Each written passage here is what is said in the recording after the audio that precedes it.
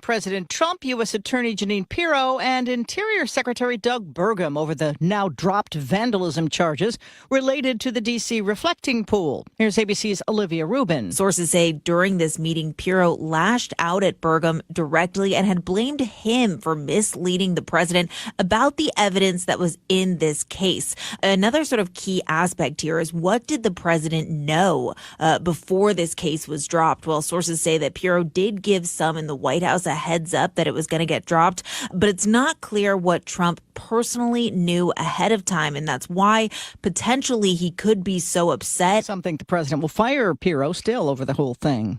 FIFA President Gianni Infantino has apologized for his plan to sell stakes in the World Cup, but will keep his job. FIFA's senior staff throwing its support behind him, even as they acknowledge that mistakes were made.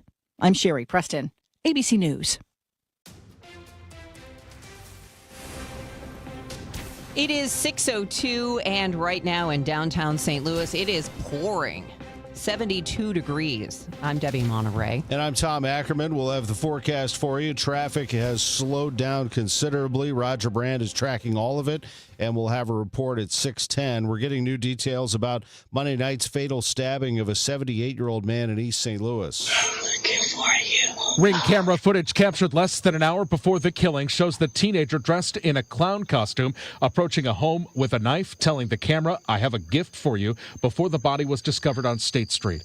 St. Clair County officials have identified the victim in the homicide as 78-year-old John Allen Sr., who died from multiple stab wounds. Prosecutors are now seeking to charge the 15-year-old suspect as an adult. Right now, he faces juvenile charges of first-degree murder. Michael Calhoun, KMOX News. A day after attacks on online purchases failed in St. Louis County, the county executive says public safety cuts are likely coming. Public safety is where those cuts will happen. I even have heard Councilman Harder talk about cutting 90 police officers. County Executive Sam Page sharing the consequences of election night's choice by voters to not approve the online sales tax while their budget remains underwater. He supports the council putting the measure back on the ballot in November again, and says there needs to be a better informational campaign ahead of time. The council approved educational funds, $300,000 to help voters understand the marijuana tax. Page says other options to raise revenue are increasing property taxes or asking voters to allocate the youth sports fund to help patch the budget. Sean Malone, KMOX News. It wasn't just one party that tanked two constitutional amendments on Missouri's primary ballot. An overwhelming majority of Missouri voters said no to Amendment 4 that would have raised the bar for passage of citizen-led petitions, and Amendment 5 that would have shifted income taxes to sales taxes. These were pretty clearly Republican initiatives, and they were pretty rejected. But I think we also have to say, at an 80% rejection rate, this was not just Democrats turning out at higher rates. This is also Republicans being non-persuaded. University of Missouri Kansas City political scientist Deborah Leiter tells KMOX's Total Information AM it's evidence that voters from both major political parties are rejecting Jefferson City control. Megan Lynch, KMOX News.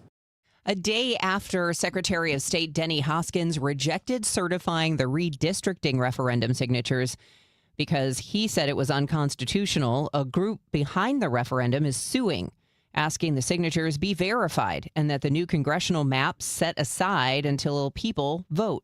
Their attorney, Chuck Hatfield, was asked what happens to the primary election results if they get their wish. I don't know exactly what the answer to that is. I think there may be, there may have to be a court case on that if somebody wants to challenge the primary. He adds the courts would also allow the primary results to stand. Because you don't actually have to live in the congressional district in which you're running. I think that there is a possibility the courts would say, well, we have a nominee, Rick Bratton, you're the 5th district nominee. Hatfield says the latest the November ballots could be changed is September 8th. Webster Grove's taxpayers funded trips to strip clubs for a former city employee. That is according to Missouri State Auditor Scott Fitzpatrick, who says the city's insufficient oversight of employee credit card use allowed improper charges. The auditor says there were at least $4,300 in personal transactions in 2024 for adult entertainment, Airbnb rentals, groceries, even a trip to a cannabis shop. The city's accountant and finance director were terminated. The audit recommends stronger oversight of credit cards and timely review of monthly statements. Flock cameras are once again under scrutiny after a Brentwood police officer admitted he used the license plate reader to track his ex-wife. The U.S. Supreme Court has been wrestling with this issue, last year ruling that using license plate readers for mass surveillance and tracking violates the Fourth Amendment. KMOX legal analyst Brad Young says there are still questions of where we draw the line. If you're tracking someone all over the place for a period of days, that's clearly falls under the Fourth Amendment violation. If you're just tracking them for an hour, does that qualify as a violation? The Brentwood officer will not face criminal charges. St. Louis Police Chief Robert Tracy is talking sports. Well, he's talking about the Yankees with the Gas House Gang and about security in large events downtown. Chief Tracy says the exit surveys from the Sports Commission gave St. Louis high marks. As far as safety, as far as feeling safe, the things to do, we made a lot of new fans that overcame some of the stigmas we might have in this city. This is an incredible city, and I can say that because I've lived in others, and it has so many positives that sometimes we got to really celebrate them, still understanding our challenges, but making sure that we get the positives out and really sell our city in the right way. The shortage of St. Louis police officers remains significant. They are well under 900. The department has not had their budgeted force of 1,224 for years. Maria Aquina, KMOX News. If you're watching our video feed on YouTube, X, and Facebook, you can see the lightning flashing behind us. Heavy rain is falling in the St. Louis area. It is causing traffic backups and in some cases accidents. We will catch up with Roger Brand in 2 minutes at 6:08. Well, it's official. My friends have all switched to Pure Talk because I told them they could save a bunch of money on a super reliable high-speed network with unlimited data. And because they're my friends, they trust me. As for the rest of you, well, Pure Talk understands that even though you might like me, you're not just going to take my word for it, nor should you. For that reason, and for a very limited time, Pure Talk is offering any of their plans for just $15 a month for the first 3 months, including their top-tier unlimited plan that normally sells for $65 a month. Think of it like a test drive, a super simple way to save $150 while you kick the tires on Pure Talk's blazing fast network, and a fine way to see for yourself why I switched from Big Wireless, along with a few 100,000 of my closest friends. Dial pound 250, say Mike Rowe, and be connected to Pure Talk's friendly U.S. customer service team. Again, dial pound 250, say Mike Rowe, and let the savings begin. This is the story of the one who keeps multiple buildings running smoothly day after day. Plumbing that flows, HVAC that hums, cleaning supplies that keep surfaces sparkling. That's why she counts on Grainger. With easy reordering online and 24/7 support, Grainger helps her keep the products she needs on hand. So shelves stay stocked and buildings stay ready. Call 1-800-GRAINGER, click Grainger.com, or just stop by. Grainger, for the ones who get it done. What do parents think of back to school at Staples, where supplies start at just 25 cents? Staples has the latest laptops with up to 40% savings. I may hug the cashier. So embarrassing. It's the most wonderful time of the year. It's a wonderful time at Staples with up to 40% off select tech. Staples. That was easy. Visit Staples today or shop online and in the app. Ends 9/12. Exclusions apply. This hour of Total Information AM is sponsored by Gamma Tree Experts. If you owe the IRS, you have a legal issue, and you need the Lance Drury Law Firm. We'll protect your rights. Log on at lancedrurylaw.com. It is 6:10 and it is pouring in downtown St. Louis and probably where you are as well. We'll get you the latest on the forecast in just a moment. But let's see how this is impacting the morning commute. Roger Brand is joining us from the Overhead Door Company of St. Louis Traffic Center. Well, obviously, lots of minor crashes, Debbie. Some of them into the median wall. That was westbound 70 at Forest Eld. I think they moved to the shoulder, one on the shoulder on eastbound 70 in the city around West Florissant, I believe. So there are accidents that are, minor that they've been able to get out of the way. And then there are the ones that are blocking, like eastbound 70 at Cave Springs, a lane blocked here. EMS on the scene, traffic jams at about 370 westbound through that work zone from the Mills out to the Discovery Bridge is kind of slow, like it looks like in the afternoon some days. Eastbound 64, we had that crash. It was in the left and right lanes east of Lindbergh. A short back up there coming in from about Spady. There's a crash near the Science Center, eastbound 64. So again, a short jam just back to Hampton. Kind of slow in the city on all these highways as the weather moves through on the south side, really. We're talking 55 between Loughborough and downtown. 44 around Jefferson, and like I said, 64 all the way in through across the Poplar. Now that rain's hitting the Illinois side, so it's slowing you down. 255 north of Dupo up to 64, 55-70 west of 255, the slowest stretches, and 64, of course, from 255 all the way to the Poplar. Either way is off the pace because of the weather. Next update at 6:20 from the Overhead Door Company of St. Louis Traffic Center. And AccuWeather meteorologist Heather Zaire. We're looking at some heavy rain this morning. How does the forecast look for this Thursday? KMOX AccuWeather, we have a flood watch through 1 p.m. today. There'll be rain and thunder this morning, and some of that rain will be heavy enough to cause flooding on streets and in poor drainage areas. Rather cloudy and humid this afternoon. Still a thunderstorm around, high 83. Clouds and a thunderstorm, low 72 for tonight. From the Saliga Heating and Cooling Weather Desk, I'm AccuWeather meteorologist Heather Zaire on 104.1 FM KMOX. The heavy rain will be staying around for a while, and it's coming down big time in St. Louis. It's 72 degrees. It's 6:12. St. Louis County Police are asking for help identifying a young man who damaged a wooden cross on the front lawn of the Gethsemane Lutheran Church in the 700 block of Lee May Ferry Road. This happened early yesterday morning. Detectives say he returned a few hours later with an axe and then split that cross with the axe. He also left the cross at the scene and had written on it with a pencil. The person was wearing a black hooded sweatshirt and camouflage shorts and was riding a skateboard. If you have any information, contact St. Louis County Police. Online bill pay, permitting, and card processing are back up and running in University City after a cyber attack disrupted operations for weeks. City Manager Brooke Sharp says in a statement the cybersecurity software detected the malicious activity June 19th. And tech teams, she says, moved quickly to contain the threat. An investigation confirms no personal data was compromised and systems were brought back online in phases. The staggering 80% blowout of Amendment 5 is signaling a complete reset for state tax strategy in Jefferson City. KMOX political analyst John Hancock says the massive margin shows why broad tax swap proposals face such a steep uphill battle with local voters. Missouri, as a rule, is averse to big change, big, bold change. This was a big, bold, proposition. Eliminate the income tax, replace it with sales tax.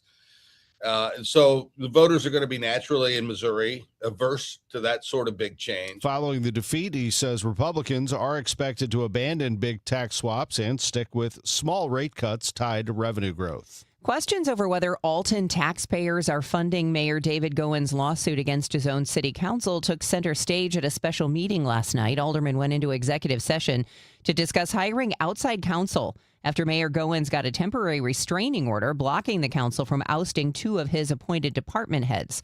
During public comments, former city commissioner Leo Portal demanded full transparency of the public's money. The public deserves to know, number one, who authorized the mayor's litigations against the council.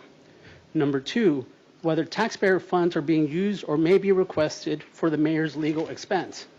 The council voted 7-0 to enter closed session to evaluate options for fighting the restraining order and managing legal fees. Michael Calhoun now updating us on a changing of the guard in an essential St. Louis position. Just wanted to give all of you a thank you for your support over the years. It's been really nice, so I appreciate it. It was emotional as the St. Louis Airport Commission honored outgoing director Rhonda Homnebrigi just as she brought her final meeting to a close. Board members unanimously passed a resolution commending her 16 years at the helm of St. Louis Lambert International Airport. Second. Thank you. Anyone opposed? Homnebrigi's last official day is next Friday at the airport, ending a tenure that began in 2010 and included leading tornado recovery efforts, securing big international routes, and initiating the master terminal redo plan. There was a lengthy closed session during this meeting, just as the public is waiting to hear new updates on the evolving terminal plan. Michael Calhoun, KMOX News. Now, KMOX Sports from the St. Luke's Hospital Sports Desk. St. Luke's, St. Louis's #1 heart hospital. Swing and a fly ball center field. That sends Grisham back. Grisham is back at the track, and the ball's off the wall. The Cardinals are going to get 2 runs out of the double by Weatherholt. That kept carrying and carrying over the head of Trent Grisham. And Weatherholt drives in, runs 42 and 43. 2-0 Cardinals with 2 outs in the 5th. That's the cut of the game, sponsored by the Diamond Shop. TheDiamondShop.net. J.J. Weatherholt, his National League Rookie of the Year campaign continues. Weatherholt was 1 for 3 with a run scored, 2 RBIs, and walked twice as the Cardinals beat the Yankees last night 3-1. Good pitching. Andre Palante, 5 1/3, gave up a run. Soriano, Brule, Stanek, and O'Brien. There were some shaky moments here and there, but they got the job done, blanking the Yankees the rest of the way and beat them 3-1, won the series. 2 out of 3 is a late game last night. I stayed up and watched it. It was the late one with 1 hour 8 minute rain delay, finished around 10:30. And it ended with a Mike Claiborne interview with Weatherholt. J.J. Weatherholt is our star of the game tonight, the big 2-run double. Did you think he hit it that well? Because it seemed like the ball started to carry on Grissom. To be honest, I thought he was going to catch it off the bat. It's kind of how I feel like things have been going for me. But, I mean, I thought I hit it okay. The ball felt like it was flying here. But, yeah, I thought he was going to catch it. So when I saw him turn up and get over his head, it was a really good feeling. You've been Scuffling a little bit, but you've been finding a way to get on base. What's been the key for you to make sure that you're still focused like that? I'm just trying to stay to my approach and take good at-bats. I mean, guys up here are really good, and they'll adjust to the way that you hit. So haven't been able to make the quickest adjustment back to what they've been doing. But like you said, I've been able to find ways on base, still trying to set the table with the leadoff spot. So just find any way I can. Now, you've been to New York before to play the Mets, but what was it like to play in Yankee Stadium and just the whole aura of this environment? It's surreal. I mean, it got so loud in the first game, and it's crazy playing here. You envision this park for sure, especially as a kid watching all the games growing up. But it's playing in environments like this is fun. It brings this energy to the team. So it was just really, really cool. 20 in a row we've had a chance to play and be in a uniform for you, and certainly that's been a grind. What's it been like for you to make sure you don't hit that wall? Because it can be a challenge for everyone. It's tough. I mean, this is the most games that I've played. Obviously playing almost every day, so it's been tough mentally, physically. Definitely dealing with some stuff. Just trying to stay in the training room and do what I can to stay healthy. But 20 in a row is tough after the 4 days off. So definitely try to enjoy this off day and then get back to it. No ground balls tomorrow. No ground balls tomorrow. Thanks for your time. Thank nice you. Work. All right. J.J. Weatherholt's our player of the game. Thank you, Claibs. Cards and Rockies tomorrow night at Busch Stadium at 7:15. Cubs lead the wild card along with Arizona and Philadelphia. Those are the 3 teams. Cubs beat the Dodgers last night 7-6. Dodgers have lost 6 in a row. Pete Crow Armstrong hit 2 home runs. I'm Tom Ackerman on the home of the Cardinals, 104.1 FM, KMOX. Hi, Margaret with Eamon Gantner and Capriano. We all procrastinate. We put things off, confident we'll have time later. Well, one who procrastinates in choosing will inevitably have their choices made for them by circumstance. Could be an illness or even a death. And it happened to me. I was widowed at 41. It could happen to you. If you procrastinate and fail to plan for your future, for your children, circumstances and the courts will make your plans for you without your input. Eamon Gantner and Capriano help thousands of families plan for their future now. We can be your personal attorney too, guiding you with a will, trust, powers of attorney, Medicaid, and VA. You may delay, but time does not. Eamon Gantner and Capriano, yourestateMatters.com. The choice of an attorney is an important decision and shouldn't be based solely on advertising. And Doug. Limu and I created a trick to help you remember that you can customize your car insurance and save with Liberty Mutual. You see, the shirts Limu and I wear are yellow, and yellow is the color of lemons, and lemons grow on trees, and trees provide oxygen, and oxygen helps us breathe, and breathing is how you live, and you can live more life when you save money by customizing your car insurance. I agree, Limu. It's really quite simple. Only pay for what you need at libertymutual.com. Liberty, liberty, liberty, liberty. Don's Garage Stores has been serving families since 1998, and now we're bringing that same great experience to the Lou. We take pride in having a neighbor-first approach to doing business, with local technicians who are your neighbors. Don's Garage Stores is new to the area, but we're not new to working extra hard to earn customer trust, one garage door at a time. From repairs to upgrades, call Don's Garage Doors. John's Garage Doors, John's Garage Doors. When it comes to garage doors, no one knows more. Total Information AM on 104.1 FM, KMOX. It's 6:21 and time for us to get a check of traffic and weather. It still continues to pour in downtown St. Louis and most likely where you are as well. That is pretty much going to be the way it's going to be for the morning commute. So let's see how that's impacting you. Roger Brands in the Overhead Door Company of St. Louis Traffic Center. Well, we do have a few issues precipitated by the weather, I'm sure, Debbie. This traffic reports the service of McKelvey Homes, and one of them is that crash I've been talking about, eastbound 70 at Cave Springs. The left lane is closed there. Traffic is jammed back near the Spencer Road overpass. We've got a couple of crashes on eastbound 64, the one just east of Lindbergh, blocking. It was blocking the far left and right lanes. Traffic's backed up near Spady. And then we got the one eastbound 64 before Kings Highway, the lane blockage. That jam goes back through Hampton. They're working to crash South 270 just past Tesson Ferry. It's southbound, so it's not causing a problem. North Tesson Ferry is just kind of slow around Gravois. 55 in that McNutt-Peevely area is kind of busy. Weather, I'm sure, is an issue. The right lane south of Butler Hill up to 270. It's bogged down from Arsenal all the way up through downtown. The Illinois side's getting hammered now with the rain, so we have slow traffic on 5570 from 157 to the Poplar. 64, it's really from almost Scott Air Force Base all the way downtown to the bridges, just off the pace because of the intense weather moving through the area. Next update at 6:30 from the Overhead Door Company of St. Louis Traffic Center. Find the space your family deserves at the Estates at Post Farms by McKelvey Homes in O'Fallon. Spacious new homes, top-rated Wentzville schools, and easy access to shopping, dining, and major highways. All with McKelvey's legendary craftsmanship. Tour today at McKelveyHomes.com and move up to McKelvey. Heavy rain continues to fall in the St. Louis area. We will have that for a few hours this morning, and then when it clears out, a humid afternoon, a high of 83. It's 72 right now. The news continues at 6:23. There are privacy concerns growing with flock cameras and drones. We've told you about how the drone as a first responder program located a man who had eluded O'Fallon, Missouri police. Maria Kina spoke with the Real-Time Information Center's manager, Mike Nunnery. There's been some recent talk about even some political people are saying, oh, that's an invasion of one's privacy. Right. How do you deal with that as far as balancing that to keep the public safe, the officer safe, and not violating any laws? So, I mean, the biggest way to do that is to have your internal policies in place. I can't speak for every agency, but I know our agency. I know lots of agencies in the country because we asked for their policies on their DFR programs, and they're pretty robust. It says when we can and when we can't fly.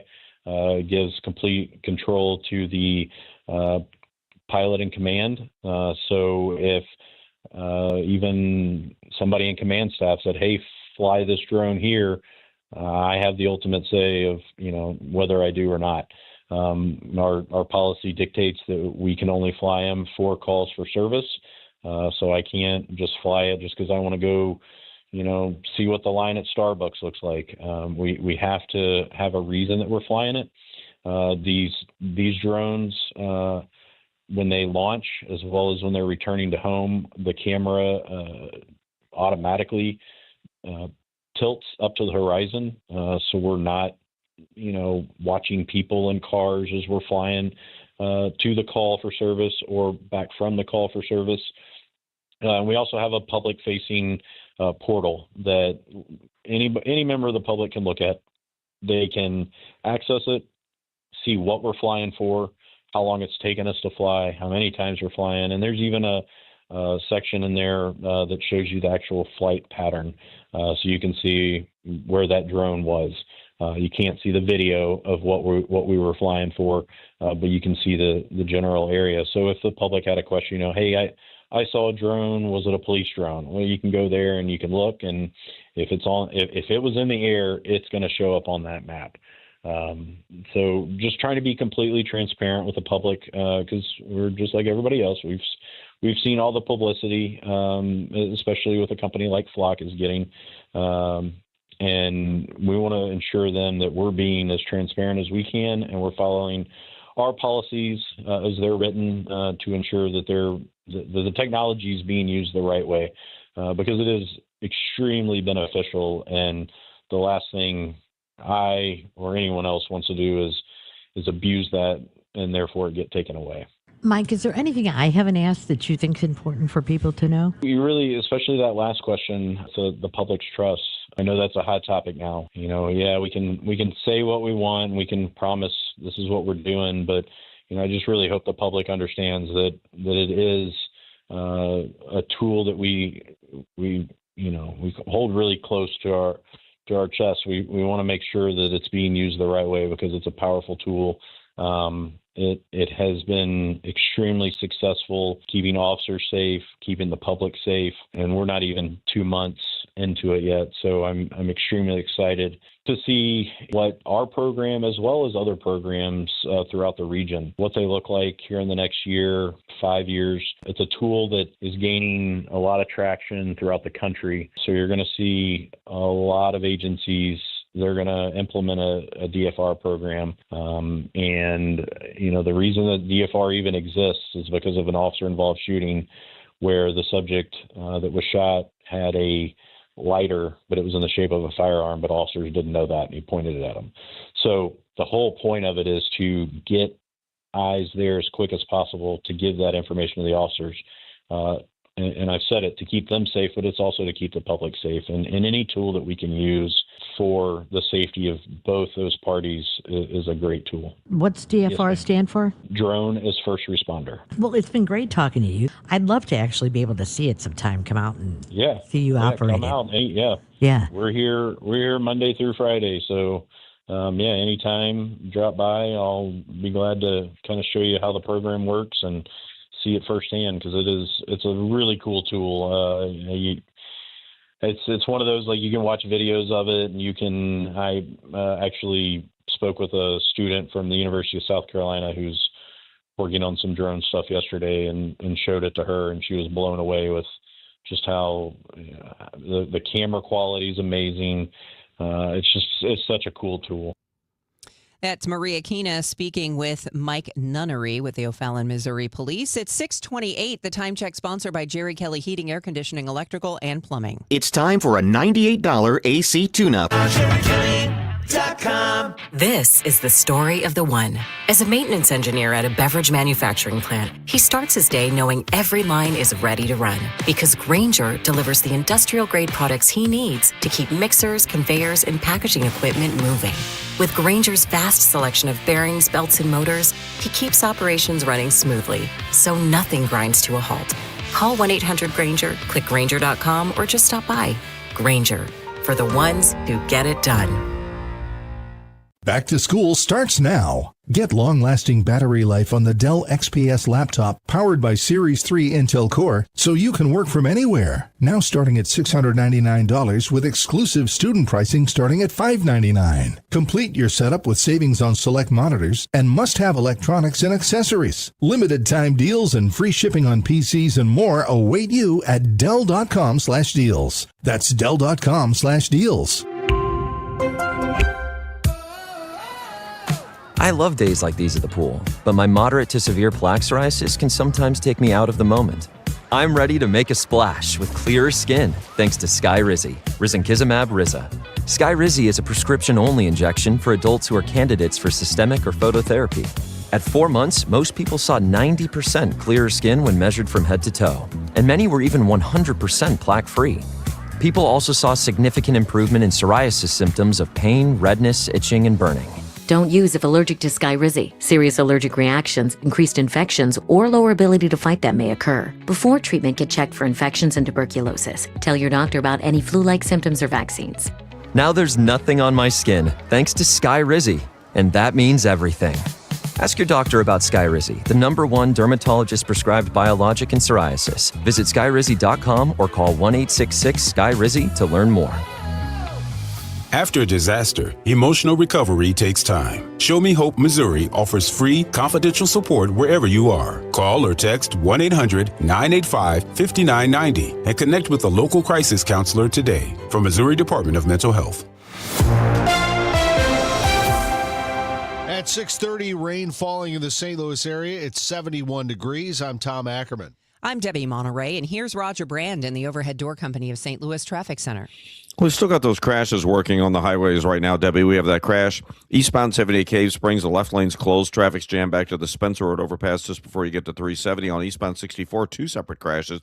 The one east of Lindbergh looks like just the left lane blocked. It's jammed at Spady. And then you're jammed again east of McCausland. The crash near the Science Center, only the 2 left lanes open past that one. So several jams due to wrecks in the area. And then we've got a crash on southbound, they cleared that one, southbound 61 at the Big Creek, so things are back to normal there.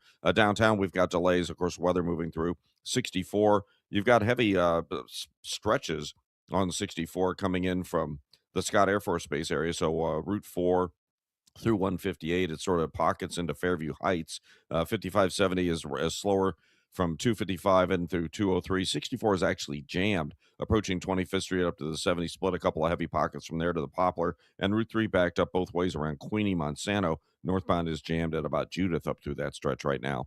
Next update at 6:40 from the Overhead Door Company of St. Louis Traffic Center. Roger, taking a look at the radar this morning, that heavy rain is just slowly moving through the area, but it has reached downtown St. Louis and the Metro East, and things are starting to lighten up a little bit to the west of us, a little bit. We're going to get some rain here for the next couple hours. Then we're going to be a mostly cloudy, humid afternoon with a thunderstorm in spots and a high of 83. A flood watch through 1 o'clock this afternoon.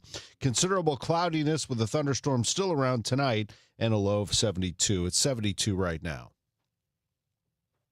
A 15-year-old seen in viral video wearing a clown costume is now formally charged with first-degree murder in East St. Louis. Court documents show St. Clair County prosecutors charged the teenager in juvenile court for the fatal stabbing of 78-year-old John Allen, but they are seeking to try him as an adult. Police found Allen's body in the street near 76th and State Monday night before tracking down the teenager and collecting doorbell footage of him in the costume. Clayton police asking for tips in a hate crime that took place more than a year ago. Last August, 3 cars were set on fire outside the home of a Jewish family in the 7500 block of Westmoreland. There was also anti-Semitic graffiti found, confirming the crime was deliberate. There's a $47,000 reward for information leading to an arrest. St. Louis County voters rejected an online sales tax Tuesday night. Will county leaders try again in November? Hello, everyone. You folks in St. Louis County made their voices heard last night, and my job... That's how County Executive Sam Page started his press conference, acknowledging the tax's defeat at the polls 65-35. Despite the voters making their voices heard, as Page said, he believes the council should put this measure on the November ballot. I would, and I think the council would too. Page says this time the council needs to invest in better informing voters of the consequences. We need to spend some resources educating the voters on what it means and what service cuts mean in St. Louis County, because I don't believe the voters in St. Louis County want to cut public safety. Page points to previous ballot questions like the marijuana use tax and last year's Proposition B, where county or Ram settlement funds were used. Sean Malone, KMOX News. It is 7:34. We've got your Money Minute coming up after we take a quick break here, and we'll keep you updated about the downpour that is facing you this morning at 6:34. Looking for something new? Lombardo Homes is excited to introduce 2 brand new opportunities in St. Charles County. Discover Crooked Creek at Cottleville Trails, featuring stylish new townhomes from the high 300s and access to incredible amenities that make Cottleville Trails one of the area's most sought-after communities. Or find the space you've been dreaming of at South Point Estates, where expansive 3+ acre home sites and top-rated Wentzville schools create the perfect setting for your custom dream home. Visit LombardoHomes.com to learn more about these exciting new communities.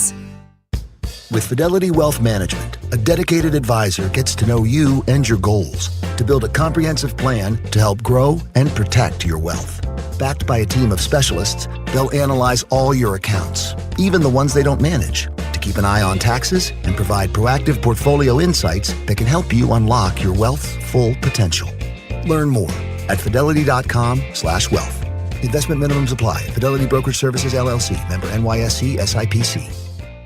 Veterans and active duty service members, when your call to service ends, your mission doesn't have to. Go from GI to IT in just a few months at My Computer Career. Prepare for a high-demand career in cybersecurity, protecting people, systems, and institutions from real cyber threats. Cyber warriors are needed now. Will you answer the call? Go to mycomputercareer.edu/CWP to learn more. That's mycomputercareer.edu/CWP, an elite CompTIA certification partner. VA education benefits are available to those who qualify. 6:36, and we are just 4 minutes away from another check of the roadways and the very rainy weather that we're having this morning. By the way, a flood watch in effect through 1 p.m. today. It's time for Your Money Report, sponsored by Eamon Gantner and Capriano Elder Law Attorneys. This is a Bloomberg Money Minute. Hackers have launched a wave of sophisticated cyber attacks on Wall Street firms in recent days.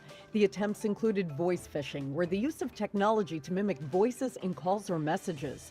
Sources tell us a number of major hedge funds, as well as several private equity firms, were targeted. The recent rally for stocks took a breather yesterday. Shares of SpaceX sank 14% after the company reported higher than expected spending on its artificial intelligence business. The tech-heavy Nasdaq led the losses. The S&P 500 dropped 0.2%. This morning, investors are waiting on further developments in talks between the U.S. and Iran. Stocks are mixed. S&P futures are rising 11 points. However, Dow futures are down 125.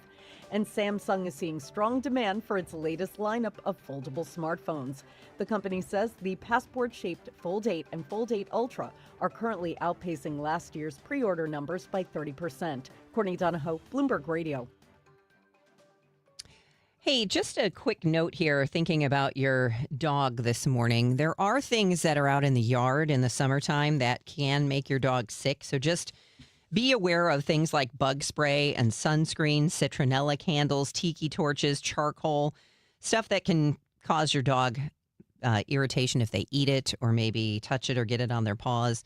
The Humane Society of Missouri is such a blessing to have had in this community for over a century, with the help that they have given finding animals forever families. My Lola is from the Humane Society.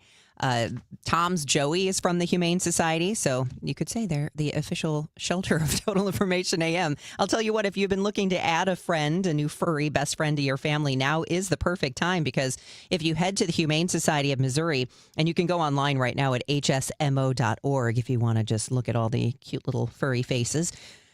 They are going to be giving away 2 complimentary tickets to the NASCAR O'Reilly Auto Parts 250 NASCAR Craftsman Truck Series race. That's coming up on Friday, September 12th. You can't bring your dog, but you can make it a date night. You can find out more information by just stopping by. They've got locations in the city on Mackland and in Maryland Heights. The Humane Society of Missouri, hsmo.org. This is the story of the one.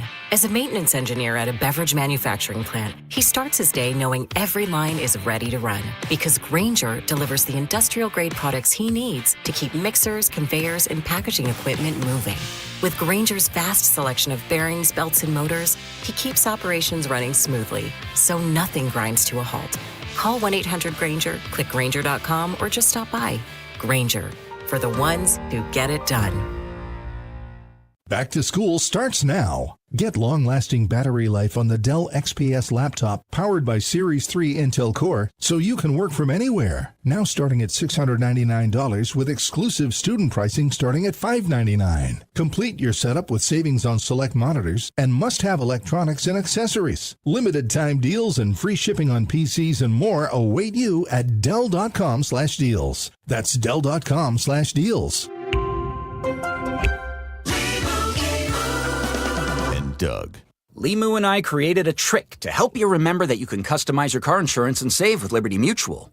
You see, the shirts Limu and I wear are yellow, and yellow is the color of lemons, and lemons grow on trees, and trees provide oxygen, and oxygen helps us breathe, and breathing is how you live, and you can live more life when you save money by customizing your car insurance. I agree, Limu. It's really quite simple. Only pay for what you need at LibertyMutual.com. Liberty, liberty, liberty, liberty. Nothing makes a gathering great like Eggland's Best Eggs. They're just so delicious with better nutrition, too. For us, it's eggs any style, as long as they're the best. Eggland's Best. Better taste, better nutrition, better eggs.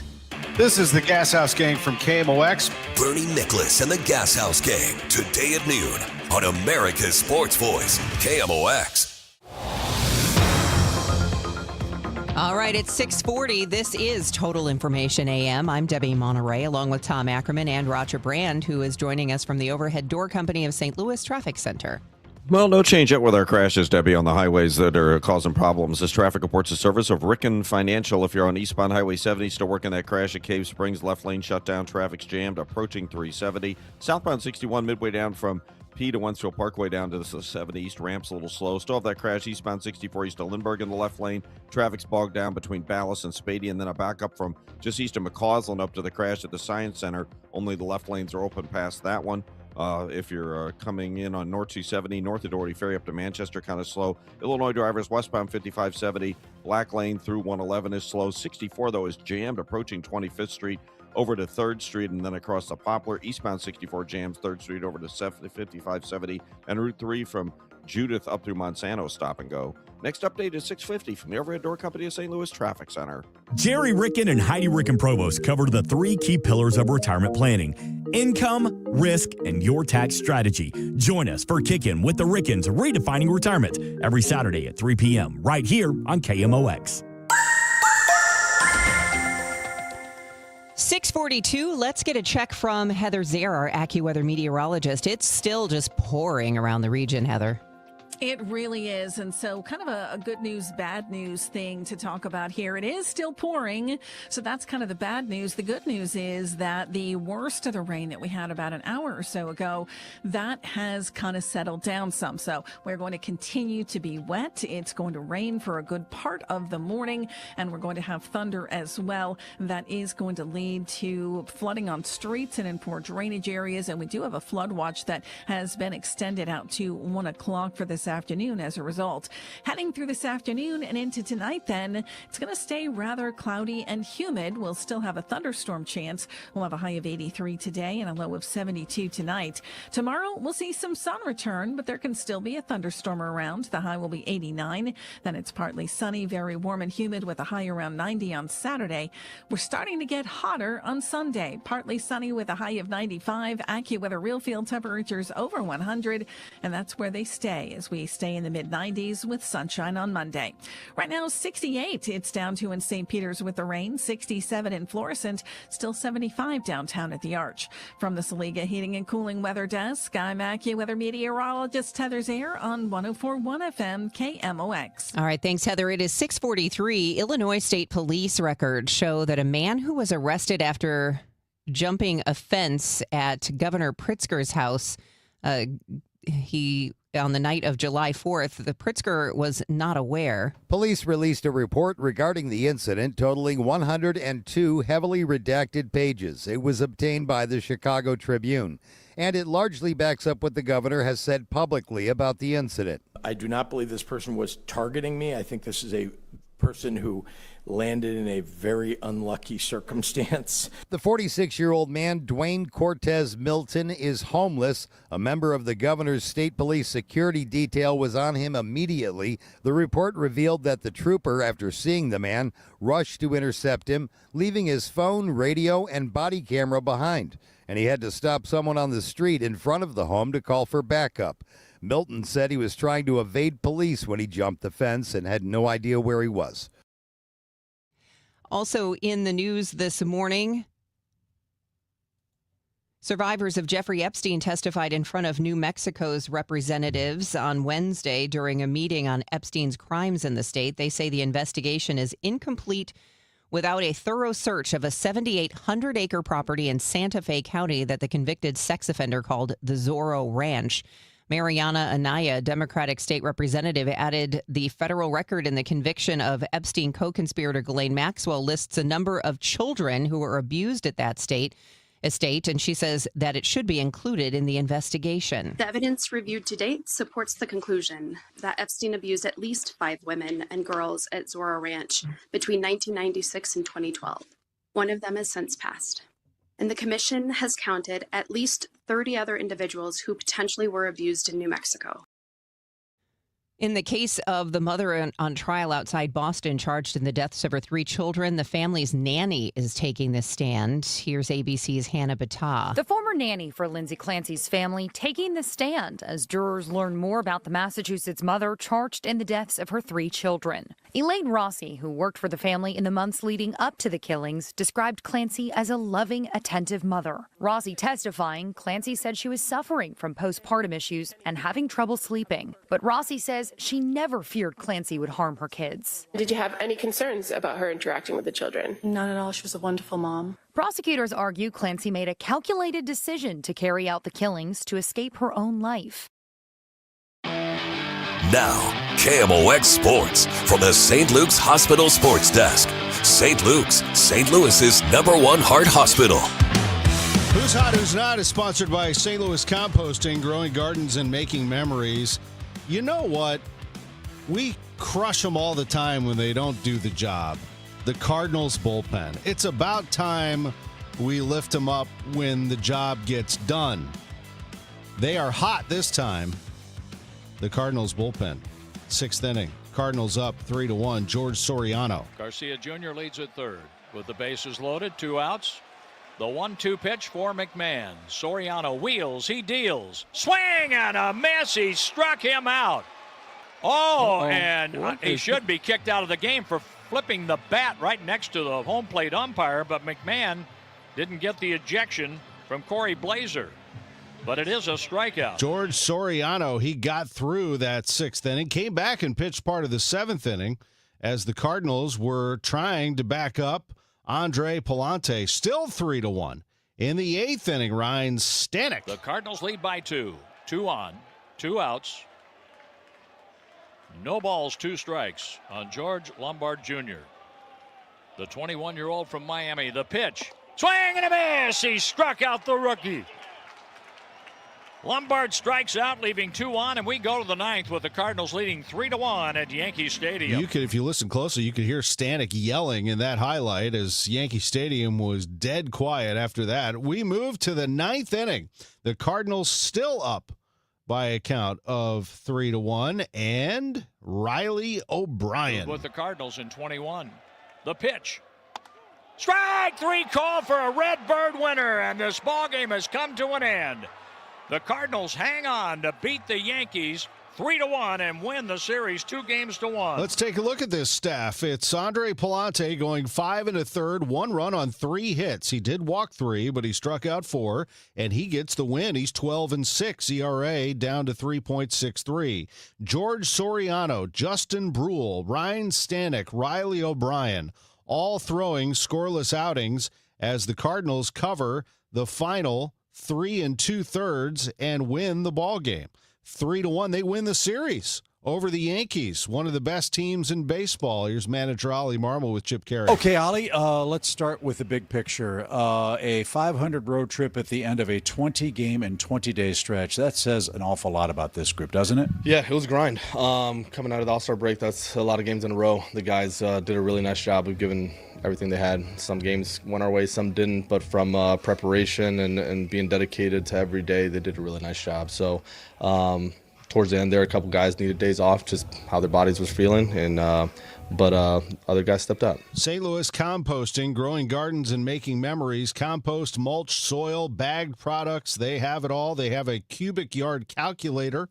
If you're unsure how much product you need before you order, use their cubic yard calculator by clicking on the button and telling them how much space you have, and they'll tell you how many cubic yards you need to cover that space. Pretty cool. The resources are all there at stlcompost.com. They have 9 locations in the St. Louis area, and the hours of operation Monday through Friday and Saturday. They're closed on Sunday. But you can also have it delivered to your home or business. St. Louis Composting, stlcompost.com. Soil, mulch, and compost, stlcompost.com. America is turning 250 this year, and Circa Sports is celebrating by offering all users in Missouri $250. For everyone in Missouri, all you have to do is deposit $250 on your Circa Sports app, then play through that deposit. Once you do, Circa Sports will reward you with $250 right in your account. This is available for everyone in Missouri, new and existing users. Celebrate 250 years and find out more at circasports.com today. Must be 21 or older and in Missouri. Gambling problem? Call 1-800-GAMBLER. And Doug. Hot dog! Get your hot dog!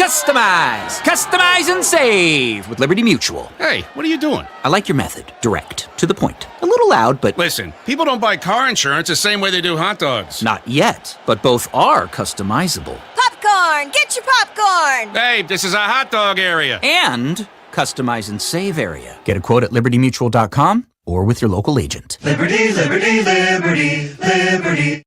Broadcasting from the Scott Credit Union Studio, 104.1 FM, KMOX. Total Information AM, Debbie Monterey, Megan Lynch, Tom Ackerman on 104.1 FM, KMOX. 6:51, time for us to check in with Roger Brand. He's in the Overhead Door Company of St. Louis Traffic Center. Well, good news, Debbie. They cleared that crash eastbound 70 at Cape Springs. Lanes are open there. It's still jammed from the Spencer Road overpass through 370. It opens up about midway between there and Cape Springs. Southbound 61, you've got delays midway down from P to Wentzville Parkway. Continues all the way down to that East 70 ramp. 370 is kind of slow across the Discovery Bridge. North 270, you've got slow traffic as you go up the hill from Doherty Ferry to Manchester. Also a little slow from Page up toward Dorset. Eastbound 64, they working that crash in the left lane at Lindbergh, so traffic is still bogged down between Ballas and Spady, but they cleared the one at the Science Center. Things are back to normal there. Northbound Route 3 from south of Queenie up to the Poplars, bumper to bumper. Westbound 64 is jammed west of 111 over through to the 70 exit, and then across the Poplar and eastbound 64 jams 3rd Street on the 5570. Next update at 6:58 from the Overhead Door Company of St. Louis Traffic Center. It's time for a $98 AC tune-up. Honey, I found the one. Oh, I thought I was the one. Oh, you are, but this one's certified, background check, shows up on time, and can install all the ceiling fans. Heating, cooling, electrical, and plumbing. Trusted pros who do it right. Well, let's take a look at what we have out there. Heavy rain. It's still coming down pretty hard here in downtown St. Louis. I think things are lightening up a little bit out west. As Roger Brand has been surveying the roads, we've been watching as well because we're in a flood watch through 1 o'clock today. The heavy stuff right now is in the Metro East, and it has worked its way along 64 past O'Fallon now into Mascoutah, Oakville, and down into Nashville, Illinois, all the way to Mount Vernon. They are getting very wet there. Things are lightening up considerably. In fact, there are pockets of Chesterfield where it's not raining at all. But we're getting some downtown right now. High of 83 today with a thunderstorm in spots this afternoon. Tonight, low 72. Tomorrow, warmer, sun, and a thunderstorm in parts of the area. A high of 89. It's 72 right now. It's 6:53, and federal health officials are tracking thousands of cases of a drug-resistant fungus that can be difficult to treat. We get the details from Rachel Pearson. Candida auris has been detected in 23 states this year, including 366 cases in Illinois. Texas and Michigan have reported even higher totals. The yeast spreads most often in healthcare facilities and poses the greatest danger to patients with breathing tubes, catheters, or compromised immune systems. Most infections are treatable, but CDC research found nearly all samples tested were resistant to commonly used antifungal drugs. Officials say the growth in cases has slowed since 2022. Cash is once again king in Illinois under a new law. Here's Mallory Vorbroker. The measure signed into law by Governor J.B. Pritzker requires retailers that have employees handling in-person transactions to accept cash for purchases under $500. Businesses that don't comply could face fines. The law does not apply to self-checkout machines, overnight sales, membership-only businesses, or purchases made by phone or online. The new law takes effect in 2028. You can get a break on your taxes in Illinois for school supplies. Illinois offering the temporary tax break on back-to-school supplies between August 7th and August 16th. While local sales taxes may still apply, the state sales tax will be reduced from 6.25% to 1.25% during the 10-day period. Clothing items, including shoes that cost less than $125, will also qualify for that lower sales tax rate. The news is sponsored by Michael's Flooring Outlet, the flooring experts, michaelsflooringoutlet.com. I heard it's somebody's birthday. Birthday excitement. It's your birthday. The birthday shout-out is sponsored by Renner Garage Door, RENNER, forward and back. Happy birthday to Bobby Winchell from the Spring family, Will Wissman from Grandma and Grandpa Wiss. Holly Edgel is celebrating, so is Linda Heinrich from the Life Group. Danielle and Derek Manis, happy anniversary to you. And Maxwell Schwaller, future weatherman, happy 16th birthday from your mom and dad. This is the best birthday ever. The Laderman Law Firm, LadermanLaw.com. The Laderman Law Firm. It's spelled LAIDERMAN, law.com. Laderman Law Firm. Big fan. Actually, have been working with them for over 20 years now.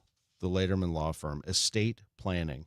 You know, here's the thing about estate planning that some people don't understand. You can't just stick it in a drawer and that's that.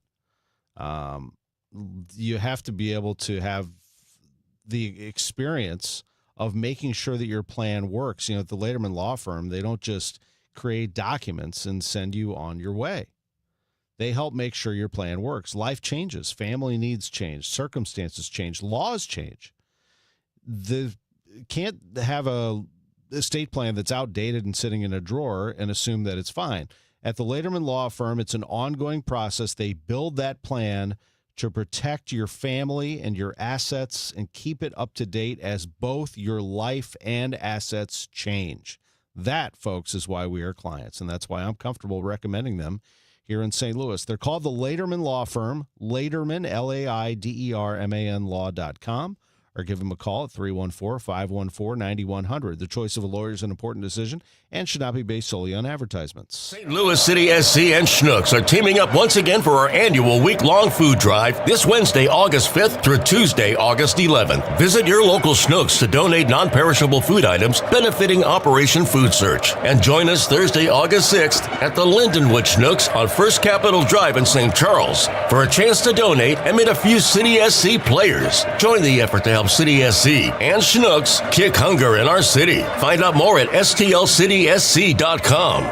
I've noticed over the last 15 years, no, let's just say 10 years, how astronomical the prices to heat and cooler homes are for the equipment. Because there was a time when you would call me and it was affordable. If you have a house and you want air conditioning and you just want it to cool your house and you want to heat your house, I have a system that I made a special buy on that will do just that and save you money. Common sense will tell you if you just replace your old, and I'm talking 15, 20, 25, 30, 35-year-old system with a new system, you're going to save big dollars. If you're interested in that, call me. One easy number, Missouri and Illinois. It's 314-293-2600.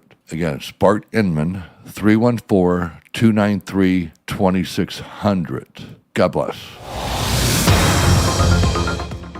Here's Roger Brand in the Overhead Door Company of St. Louis Traffic Center.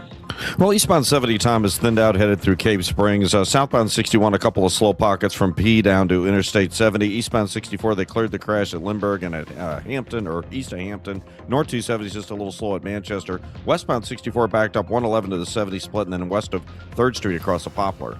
Next update is 710 from the Overhead Door Company of St. Louis Traffic Center. Today is Thursday, August 6th. I'm Debbie Monterey. I'm Sean Malone with the online sales tax failing in St. Louis County. What options do lawmakers have to fend off their budgetary doom? I've got this story coming up. I'm looking for you. Prosecutors are moving to try a teenager seen on Ring camera footage in a clown costume as an adult for a fatal stabbing. I'm Michael Calhoun with the latest. I'm Maria Aquino with what the St. Louis police chief is saying about the New York Yankees. This is AccuWeather meteorologist Heather Zaire. A flood watch through 1 p.m. today. Rain and thunderstorms can cause flooding on streets and in poor drainage areas. High 83. And we do have some flooding in the area. We'll have that for you in the 7 o'clock news. Cards beat the Yankees last night. That's at 7:15. The trusted voice of St. Louis. KMOX AM St. Louis. KMOX FM Hazelwood. Always live on the free Odyssey app. ABC News, I'm Sherry Preston. There's been a lot of talk about Progressive Abdul El-Sayed, winner of the Michigan Democratic primary for an open Senate seat. Mike Rogers, the Republican who'll be vying for that seat, rallying his own supporters last night. I'm telling you, this is about the heart and soul of our country. The whole country is looking at us here in Michigan. They're looking at you.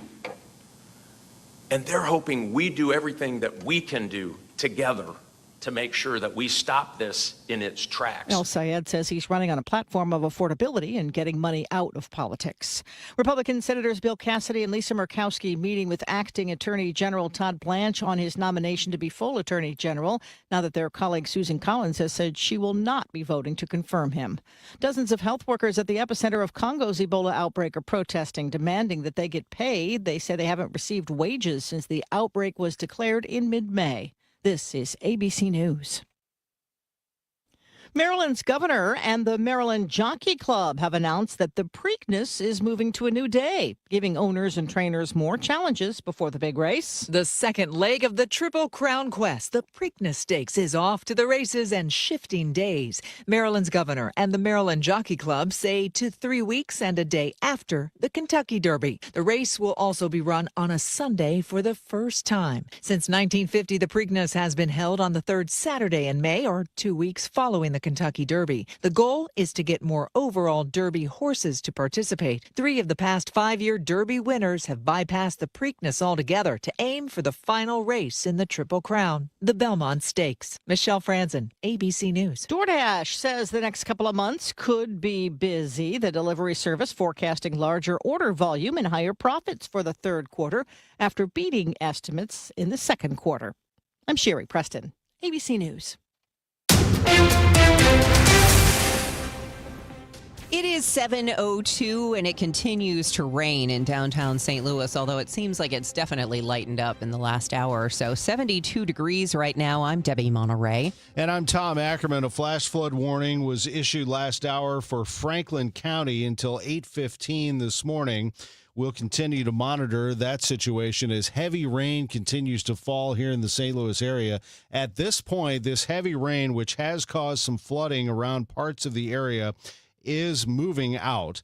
We do have lighter rain now to the west of us. In fact, pockets all the way into North County. In fact, Lambert is dry in parts at the moment, but most of the area is getting rain. The heaviest rain has moved off to our east.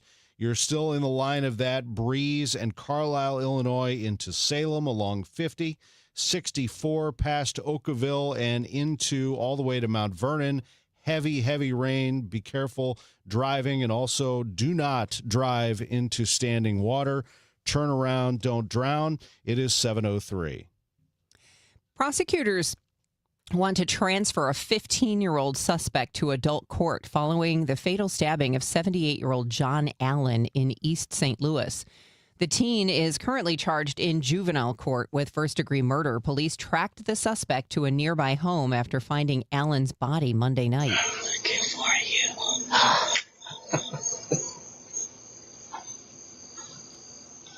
That is Ring doorbell footage. State police are actively gathering video footage of the teen wearing a clown costume near the crime scene. Now back to that flooding that we were seeing on Fox 2. 3 people rescued from a flooded car this morning. Fox 2 reports it happened on Aubuchon Road near Missouri Bottom Road. We were listening to that report during the national news. They said that the people in that vehicle have been rescued and are okay.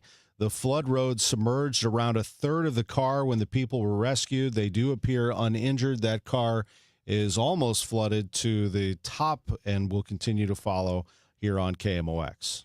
Flock, the license plate reading camera system, is under continued scrutiny. Now a Brentwood police officer is accused of using Flock to stalk his ex during their divorce. Boy, this is one of those cases that's right on the line. KMOX legal analyst Brad Young telling Total Information AM. Missouri law specifically prohibits the use of other government-owned systems that are used to track criminals or suspects, but Flock kind of falls between the cracks because it's a privately owned system. Young says that's why there are no charges in this case. St. Louis Board of Police Commissioners authorizes a new recruitment incentive to hire more police. It encourages current employees to identify qualified people. St. Louis Police Department employees who successfully recruit future police officers or experienced officers from other law enforcement agencies could receive financial compensation, says Board Attorney Chris Gravel. State Auditor has previously stated incentive programs are allowable under the Missouri Constitution when implemented and executed appropriately. And whereas the board wishes to authorize the Human Resources Division to develop the program such that it complies with the Missouri Constitution, meets the general program criteria. A current police department employee would get $1,000 for the first successful referral, $1,500 for the second, and $2,000 for each additional referral, up to $10,500. The group seeking to return Missouri to its previous congressional map are suing the Secretary of State after he refused to certify the referendum signatures prior to Tuesday's deadline. Secretary of State Denny Hoskins is arguing the referendum is unconstitutional, while the group People Not Politicians says that is not up to him to decide, and his job is only to say whether or not there are enough valid signatures. Richard Von Glahn, the executive director of People Not Politicians, says Hoskins is only seeking to drag this process out so the new maps are in effect in November. He could have brought this in late December. Early January. There could have been resolution here. The clerks asked him for resolution. We asked him for resolution, and he refused to do it. Their attorney, Chuck Hatfield, says there is a statute that would place this lawsuit at the top of the docket, adding they're filing motions to expedite the lawsuit further. Still, he expects more feet dragging from Hoskins. Sean Malone, KMOX News. Proposition U failed at the ballot box on Tuesday, 65-35, setting St. Louis County on a collision course with exhausting reserves, according to County Executive Sam Page. Without additional recurring revenue, we have about a year left before the NFL settlement funds run out, and we will no longer be able to operate county government normally. Page says he supports putting the use tax back on the November ballot, but says money has to be invested in an informational campaign to help voters understand public safety cuts are likely coming. He says there are other options to slow the bleeding. Roll up property taxes in an assessment year. The county council could even go back to the voters and ask them to redirect the youth sports fund, the tourism money for youth sports that's coming to St. Louis County at the end of this month. Page even suggested if the online sales tax fails in November, it should be placed on the April 2027 ballot. We'll check traffic and weather next. It's 7:08. I'm John Morgan. There are many reasons to hire Morgan & Morgan for your injury case. Reason number 3. First, all lawyers are not the same. If my family had an injury case and I couldn't hire us, there are only about 3 to 4% of the lawyers out there that I would hire. And here's why. Most of them rarely, if ever, go to trial. They just take the last best offer. Hell, you can do that yourself. Do this. If you're looking for a lawyer, Google Morgan & Morgan results and see what comes up. It may shock you. Then Google the firm you're thinking of hiring and do the same. That may shock you as well. We became the largest injury firm in the world for a reason. We won a lot. $30 billion and counting. Morgan & Morgan. For the people.com. Who would I hire? I'd hire us. The choice of a lawyer is an important decision and should not be based solely upon advertisements. Past results afford no guarantee of future results. Every case is different and must be judged on its own merits. There's nothing like hearing your friends and family clearly. A grandchild's laugh, conversation with a friend, or the punchline to a joke. Charlie Brennan here with Dr. Colleen Bosler from the Audiology Center. Dr. Bosler and her team understand that hearing is personal. That's why you'll always work with certified audiologists like Adam Voss. Bailey Campbell, and Dr. Colleen Bosler. That's right, Charlie. We offer hearing aids from all major manufacturers, so our recommendations are based on what fits you best. With us, we follow best practice fitting methods to ensure your hearing aids are programmed precisely for your unique hearing needs. But our care doesn't end when you walk out the door. As we know, hearing aids require continued support, adjustments, and maintenance, and we offer these services at no extra cost to you. Because better hearing isn't just about devices, it's about reconnecting to the moments that matter most. Call us today at 636-441-7470 or visit us online at theaudiologycenterstl.com. This hour of Total Information AM is sponsored by Gamma Tree Experts. 7:10 and time to check in with Roger Brand in the Overhead Door Company of St. Louis Traffic Center. Well, the heaviest traffic on the Illinois side right now, Debbie. We've had a few crashes. We have on westbound 64 near Ball Avenue, so traffic's jamming on 111. Once you get around it, it's heavy from 3rd Street across the Poplar. They had clogged storm drains on eastbound 5570 and 64. They cleared those. The little backup we had on 64 earlier is dissipated. There's also a minor crash on southbound 255. It's about midway down between State Street and Route 15, so there's a little bit of a jam up on southbound 255 at that point as well. Other than that, the rest of the highways really look pretty good. There's a little bit of a slowdown in North County, westbound 270 past the Interbelt, eastbound 70 between 270 and the Rock Road looks a little slow. North 270, there was a minor crash. They moved to the shoulder near Dorset. Traffic's still kind of slow right around Page. And northbound 55 ramping onto North 270, that ramp is bogged down at the merge point, and then it's slow for about Gravois midway up to 44, but the other interstates right now are pretty much back on the go. Next update at 7:20 from the Overhead Door Company of St. Louis Traffic Center. AccuWeather meteorologist Heather Zaire. Our flood watch is extended through 1 p.m. today. We'll have wet weather this morning, rain and thunder, and that rain can be heavy enough to cause flooding on streets and in poor drainage areas. Another thunderstorm in spots with lots of clouds this afternoon and tonight. Our high today 83, low tonight 72. From the Saliga Heating and Cooling Weather Desk, I'm AccuWeather meteorologist Heather Zaire on 104.1 FM KMOX. We did have a water rescue on Aubuchon Road at Missouri Bottom Road. That's across the river from St. Charles in Hazelwood. As Roger said, storm drains can clog pretty quickly. Just be careful, be aware of floodwaters today. Right now, it is 72 in downtown St. Louis. It is 7:12. A 34-year-old felon pleads guilty to shooting a homeless man in October of 2024. St. Louis police arrested Tavion Cutler. Apparently, when a homeless man returned to his tent, Cutler was inside that tent and shot the man. Federal prosecutors say since Cutler is a convicted felon, he is barred from having guns. His sentencing is set for November. Federal investigations and key opposition votes ultimately doomed Cori Bush's push for a comeback in St. Louis' congressional district. Asked about Wesley Bell's primary victory, KMOX political analyst John Hancock says Bush was never able to distance herself from campaign finance scrutiny or her controversial voting record in Washington. Bush was never able to get beyond the scandal, taking the campaign funds and giving them to herself and her husband, and the missed votes that she had, the lack of focus on St. Louis, voting against jobs at Boeing.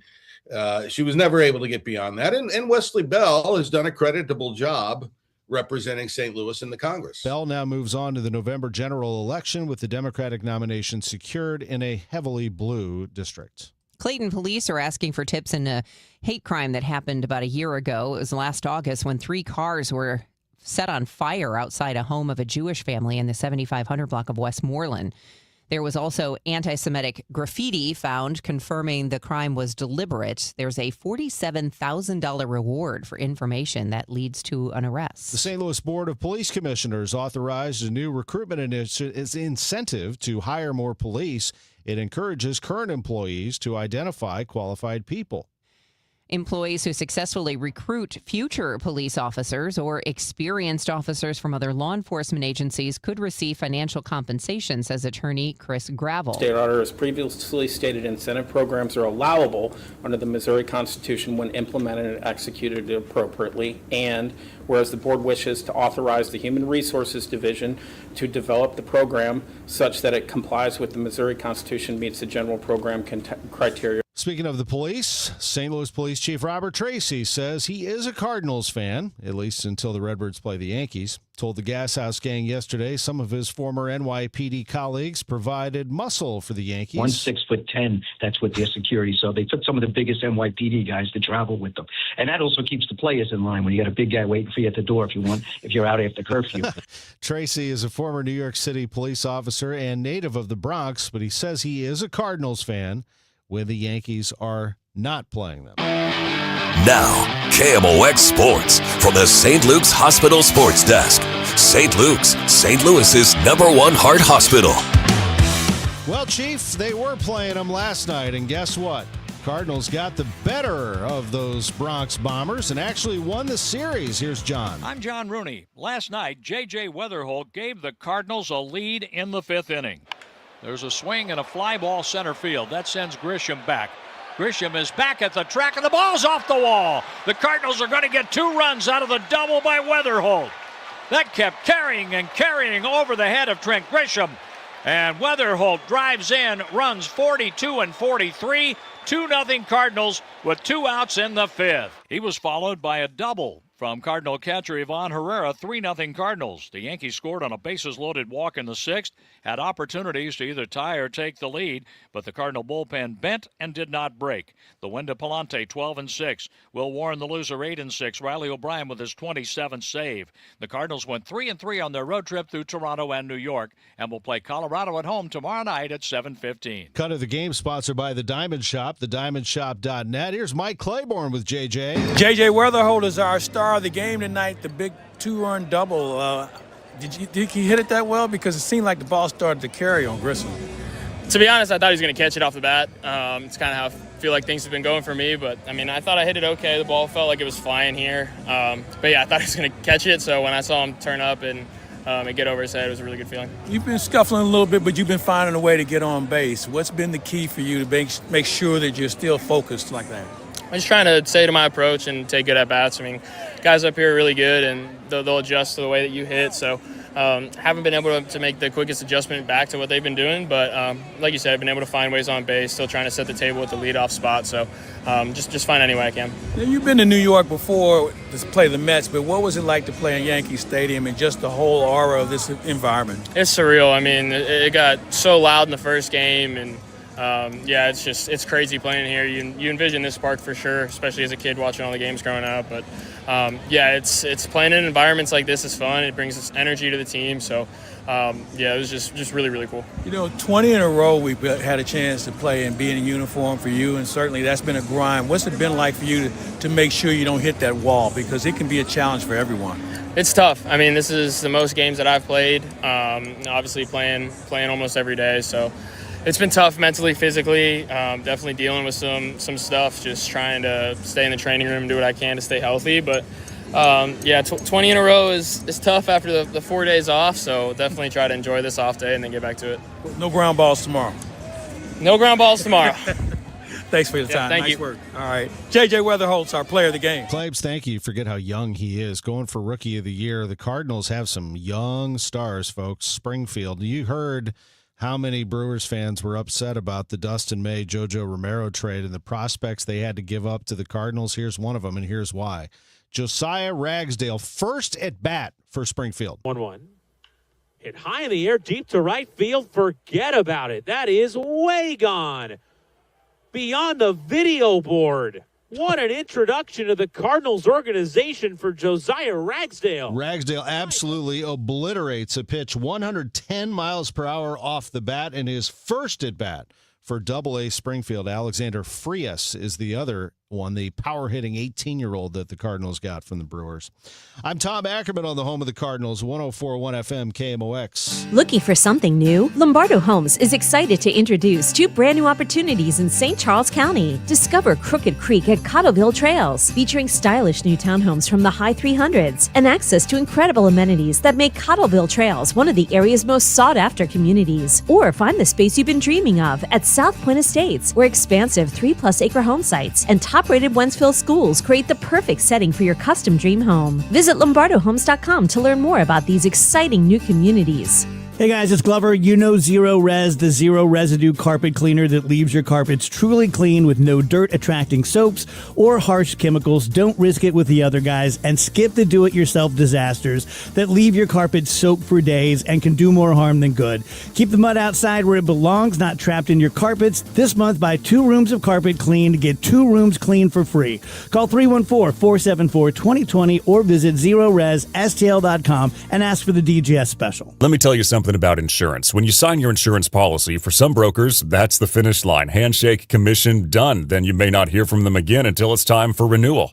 But your business runs all year, so do the gaps and the risk. So go to Supersure.com. If your company has more than 25 employees, whether you're the owner, CFO, or HR manager, it can be too complex to just go buy a policy online. Supersure is the super agency built for you, licensed in every state for your business insurance and employee benefits, all with year-round support for you and your team. At Supersure.com, you can access tools like fine print facts. It'll translate your current policy into plain English so you see what's covered and what's not.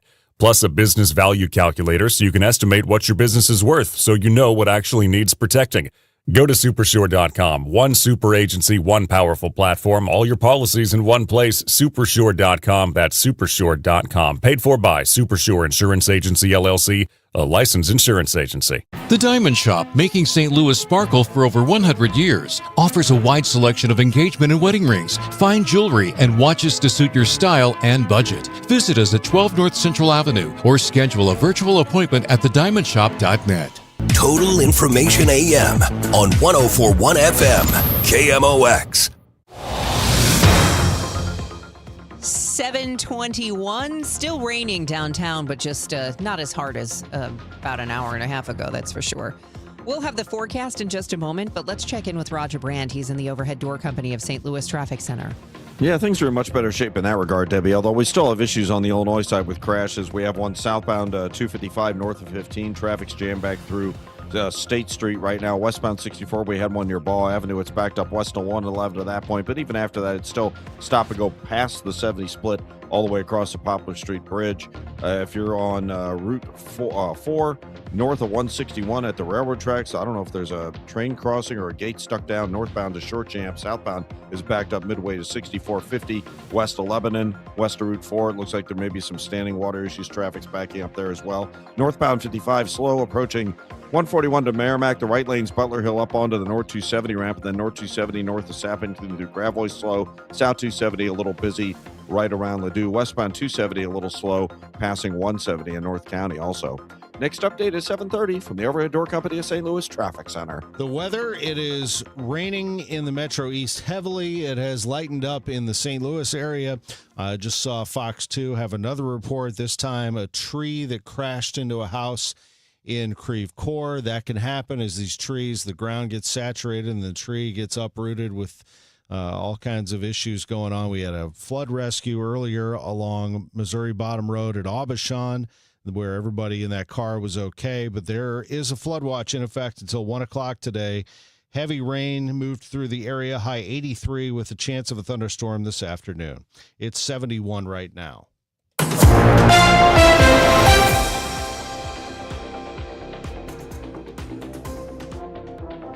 It's 7:22 on Total Information AM on KMOX. University officials say municipal services and online systems are fully restored following a cyber attack from back in mid-June. According to a written statement from the city, an investigation found no evidence that any personal information was accessed or compromised during the incident. The attack temporarily knocked out online bill pay, card processing, and permitting services, but city staff used manual workarounds while systems were rebuilt and secured. Keep an eye on those credit cards. That's what State Auditor Scott Fitzpatrick is telling the city of Webster Groves after an audit showed $4,300 in improper and personal credit card usage. That included airline tickets, dining out, gassing up, even a trip to a strip club. Fitzpatrick is calling for more oversight and timely reviews of monthly statements. He says the inexcusable behavior led to the firing of the finance director and accountant, but points out the city violated personnel policies by not providing either with additional benefits. The escalating legal drama between Alton Mayor David Goins and the city council is getting residents riled up.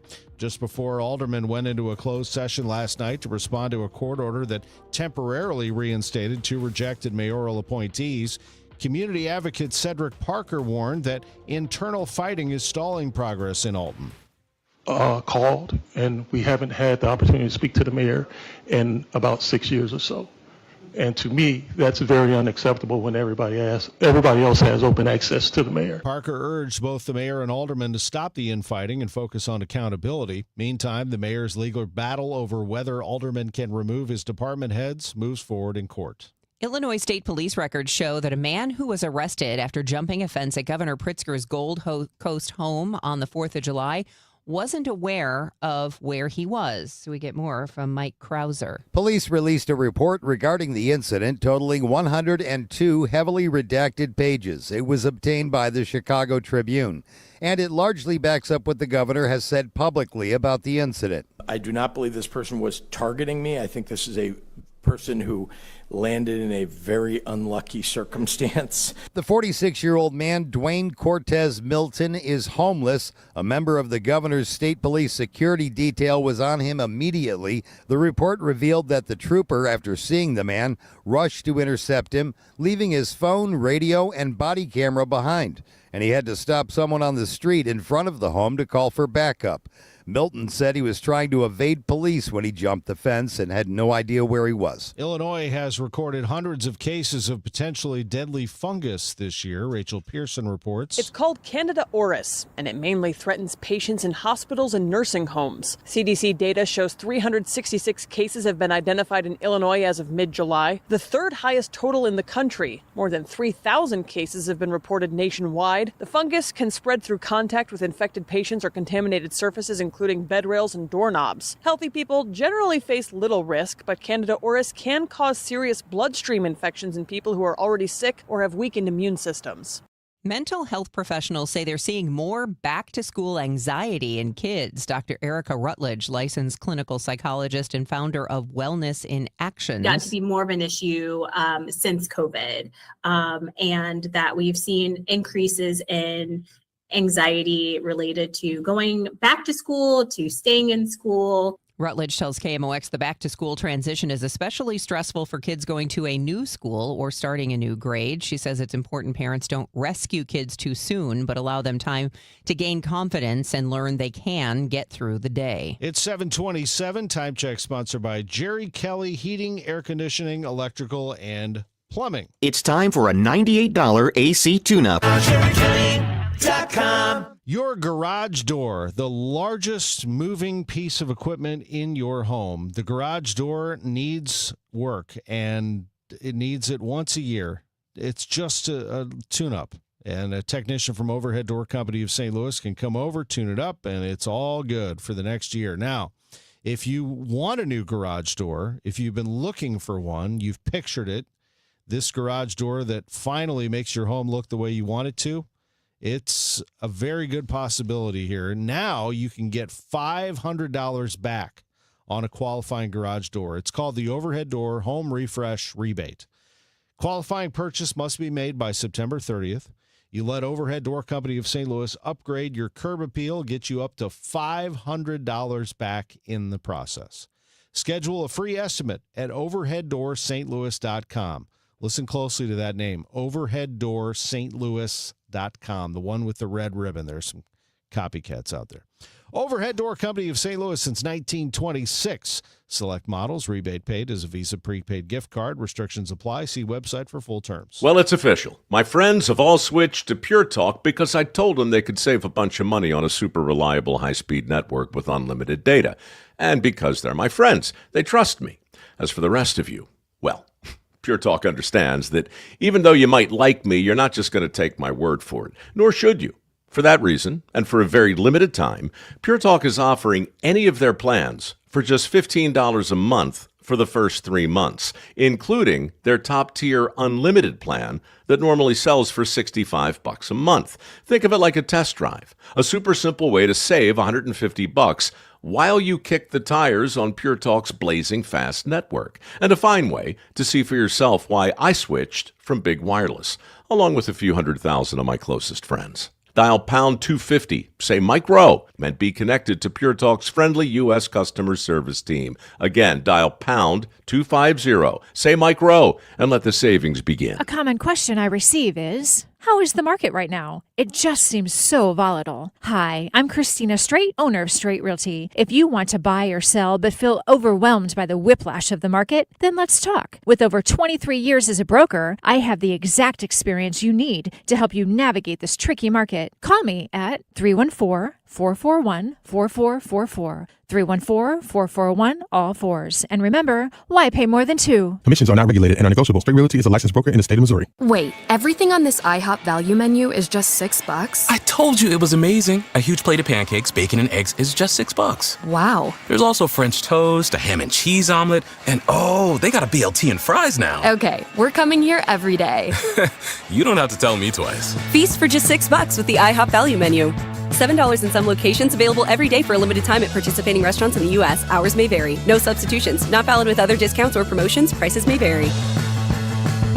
All Access with Ollie Marmol on the Gas House Gang. When things aren't going well, I feel like there is a responsibility to answer to it. Even the kid that apologized for yelling, "Let's go, wake up." His seats were the first seats right behind the dugout. You paid good money for those. You get the yell. So if you have an opinion, if you have questions, I'd rather take the time, especially when things aren't going the way our fan base would like. Just answer those. Ollie Marmol, Tuesdays at noon on KMOX.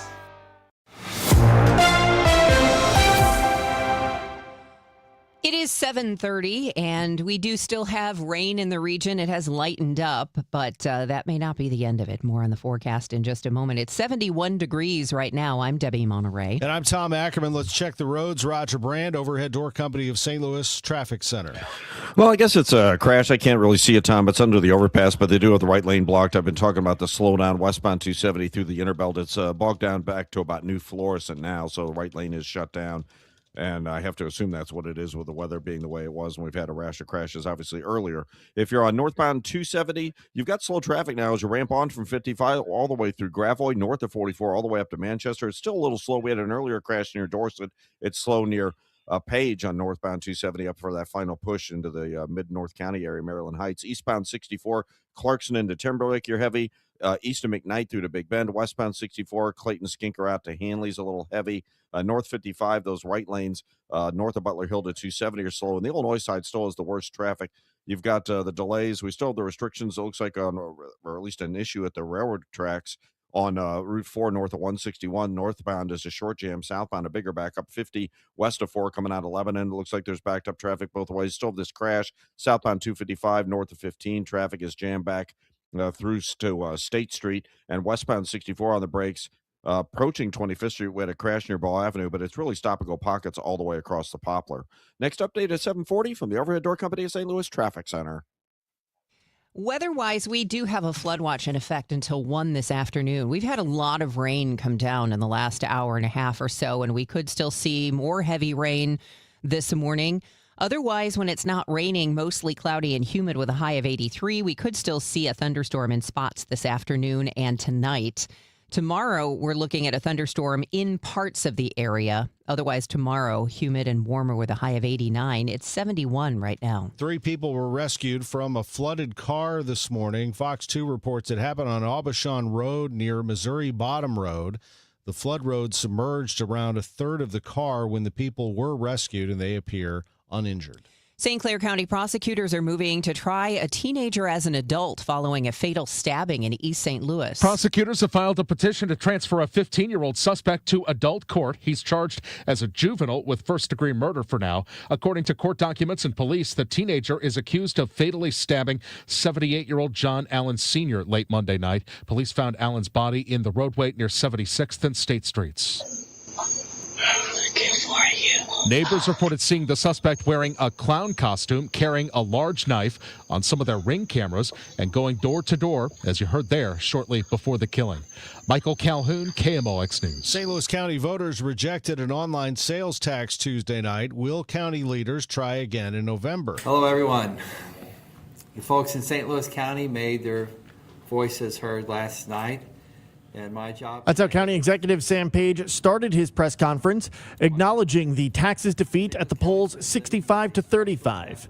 Despite the voters making their voices heard, as Page said, he believes the council should put this measure on the November ballot. I would, and I think the council would too. Page says this time the council needs to invest in better informing voters of the consequences. We need to spend some resources educating the voters on what it means and what service cuts mean in St. Louis County, because I don't believe the voters in St. Louis County want to cut public safety. Page points to previous ballot questions like the marijuana use tax and last year's Proposition B, where county or RAM settlement funds were used. Sean Malone, KMOX News. The news is sponsored by Michael's Flooring Outlet, the flooring experts. michaelsflooringoutlet.com. At 7:34, we've got your Money Minute coming up next. New Game Plus with Oxy makes your laundry smell incredible and fights stubborn smells, like the ones your dog Biscuit brought into your freshly made bed last night. But you washed that all away with Game, and now you're drifting asleep to the scent and sound of waves. Ah, no, that's the dog licking your ear. Biscuit. It just might be our greatest scent ever, now with odor-fighting power. New Game Plus with Oxy. This is the story of the one. As a maintenance engineer at a beverage manufacturing plant, he starts his day knowing every line is ready to run because Grainger delivers the industrial-grade products he needs to keep mixers, conveyors, and packaging equipment moving. With Grainger's vast selection of bearings, belts, and motors, he keeps operations running smoothly, so nothing grinds to a halt. Call 1-800-GRAINGER, click Grainger.com, or just stop by. Grainger, for the ones who get it done. 7:35, your Money Minute is sponsored this hour by Busey Bank. This is a Bloomberg Money Minute. An activist investor is looking to shake up Shake Shack. Starboard Value has built a new stake in the burger chain, describing the company as a great undervalued brand that can grow faster by leaning into franchising in the U.S. Starboard says Shake Shack is worth about half of what it should be. Shake Shack plans to open about 65 company-operated restaurants this year with a goal of reaching 1,500. Turning to trading, tech is weighing on sentiment this morning with NASDAQ futures looking at losses. However, S&P futures are managing to eke out gains. After a strong start to the week, we may be in a holding pattern until tomorrow's government jobs report. Investors may not want to make any big bets before that key event. And DoorDash gave a forecast that topped analyst expectations, citing a boom in paying subscribers who tend to order takeout and groceries more frequently than non-members. The company said that Dash Pass has helped boost order rates and profits per active user. Courtney Donahoe, Bloomberg Radio. This is the take care of my family goal. This is the enjoy the life I've built goal. This is the set up a foundation goal. This is Busey, where your goals become lasting legacies. Through bespoke plans that maximize your wealth, through partnerships that give you peace of mind. Because building wealth, tending to it, and passing it down secures a brighter future. Busey Bank, building business, growing wealth since 1868. Member FDIC. Garage door problems bench your summer plans. From repairs, tune-ups, and replacements, Renner Garage Door hits a grand slam every time. Score a free repair or replacement quote today, plus $100 off a new garage door. Featuring trusted brands like Delden, Amar, and LiftMaster, Renner delivers the quality, reliability, and performance your home can count on. RennerDoorSTL.com. Forward and back. RENNER, RENNER. I'm just seeing reports about how there is a surge in sophisticated and convincing scams. People are able to present themselves so much easier now as what they are not. And sometimes you don't know until it's too late. Well, that's, a way for me to tell you that if you're about to sell your home, don't trust that transaction to just anybody, because people can, put a nice little flyer together or something, but can they really sell your home? Is it just going to sit there and just cost you money and time and stress, or worse?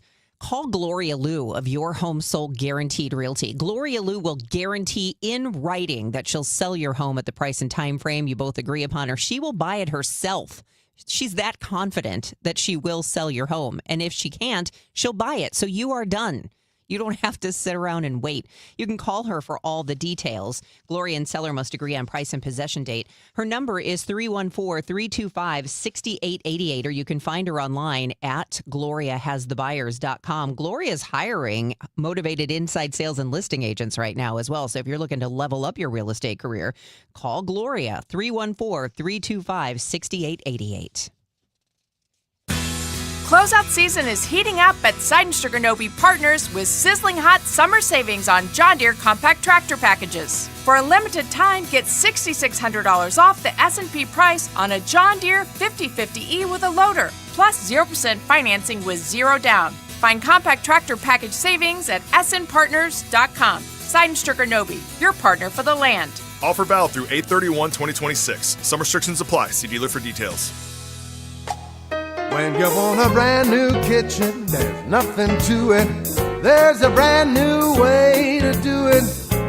3-day kitchen and bath. It's all about time. Save time and money. Do it now, don't wait till later. Call the top-notch renovator. It's about time. 3 days or less. At 3-day kitchen and bath. Get inside your Redbirds in the 2026 season every Tuesday at noon. It's All Access with Cardinals manager Ollie Marmol on your voice of the Cardinals, KMOX.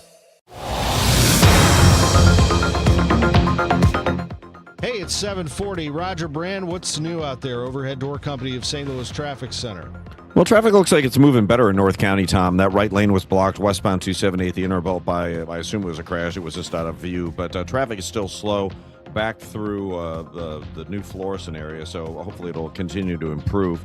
Eastbound Highway 70 is kind of heavy east of the Blanchard into 270. Eastbound 64 from Clarkson in through Timberlake. There's a westbound issue around Timberlake. Eastbounders are looking at it. I think westbound's a little backed up, obviously. Eastbound 64, McKnight to Big Bend is on the brakes. Westbound 64, Hampton to Hanley, the usual slow stuff there. South 270 between 364 and Olive, a little busy. North 270 is your ramp on from 55 through Gravois, and Big Bend up through Manchester, the busiest parts there. 55 northbound, the right lanes are bogged down at Butler Hill. And Illinois drivers, westbound 64 still bumper to bumper from 25th Street Pockets all the way to the Poplar. Eastbound 44 downtown delays between the bridges. Eastbound 70 Salisbury through Tucker's heavy. And southbound 255 still have this crash north 15. Traffic's jammed back through State Street. Next update is 750 from the Overhead Door Company of St. Louis Traffic Center. It's time for a $98 AC tune-up. Honey, I found the one. Oh, I thought I was the one. Oh, you are, but this one's certified, background check, shows up on time, and can install all the ceiling fans. Heating, cooling, electrical, and plumbing. Trusted pros who do it right. CherryCounty.com. It is almost 7:42. Looks like things are brightening up just a bit in downtown St. Louis. But what's in store for the rest of the day? Let's check in with our AccuWeather meteorologist, Heather Zayer. And yeah, we really definitely are starting to notice some brightening. Now, the worst of the heavy rain that was around early this morning, that is well off to our south and east now. We've had just steady rain. It's for several hours since then. And even that is finally starting to wind down. So I think we're going to brighten up a little bit and see at least start to get some breaks in the rain, but still going to be dealing with periods of rain and thunder for this morning. And there can still be rain heavy enough to cause flooding on streets and in poor drainage areas. For that reason, the flood watch has been extended through 1 o'clock today. This afternoon into tonight, a lot of clouds still hanging around, and we can still have a thunderstorm in some places. We'll top out at 83 this afternoon, then drop down to 72 tonight. Tomorrow we see some sun return, but there can still be a thunderstorm around. We're warming up back up to 89 degrees, likely touching 90 as it's partly sunny and dry, but humid on Saturday. Partly sunny, hot and humid on Sunday. Temperatures making it up into the middle 90s with AccuWeather real field temperatures likely over 100. And that's going to continue with a lot of sunshine into Monday. 68 in St. Peters and Florissant right now, 69 downtown at the Arch. From the Saliga Heating and Cooling Weather Desk, I'm AccuWeather meteorologist Heather Zayer on 104.1 FM KMOX. Thank you, Heather. Sports in 2 minutes at 7:43. A concerning air traffic safety incident involving Marine One with President Trump on board. Aviation officials reviewing safety protocols after a passenger jet came closer than allowed to Trump's helicopter as it was lifting off near the White House.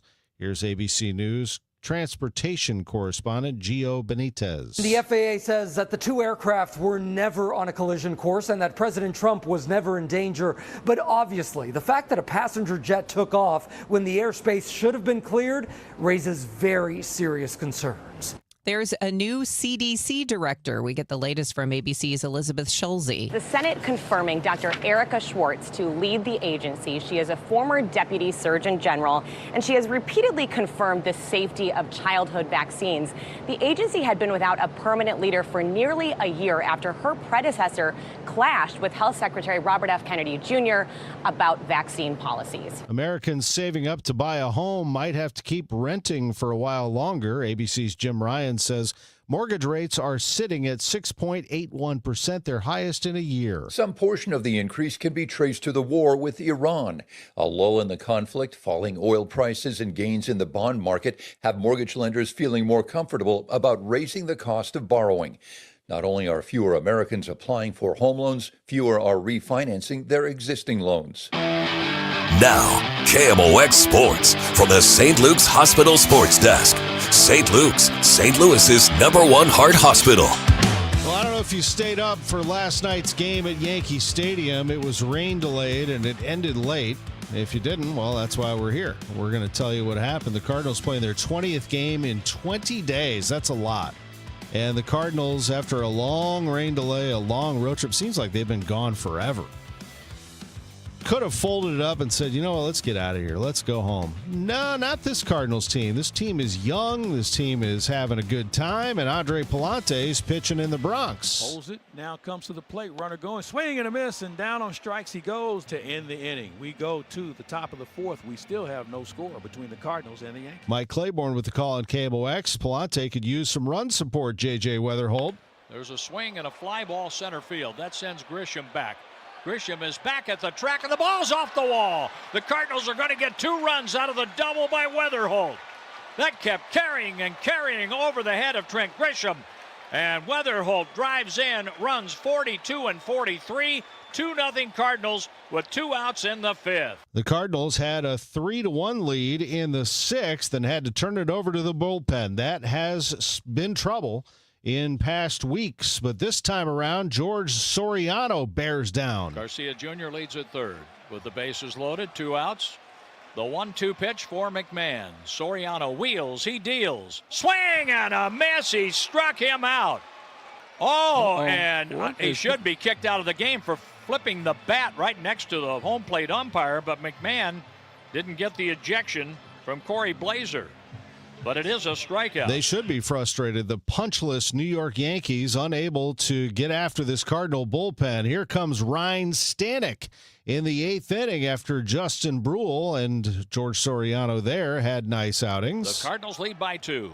2 on, 2 outs.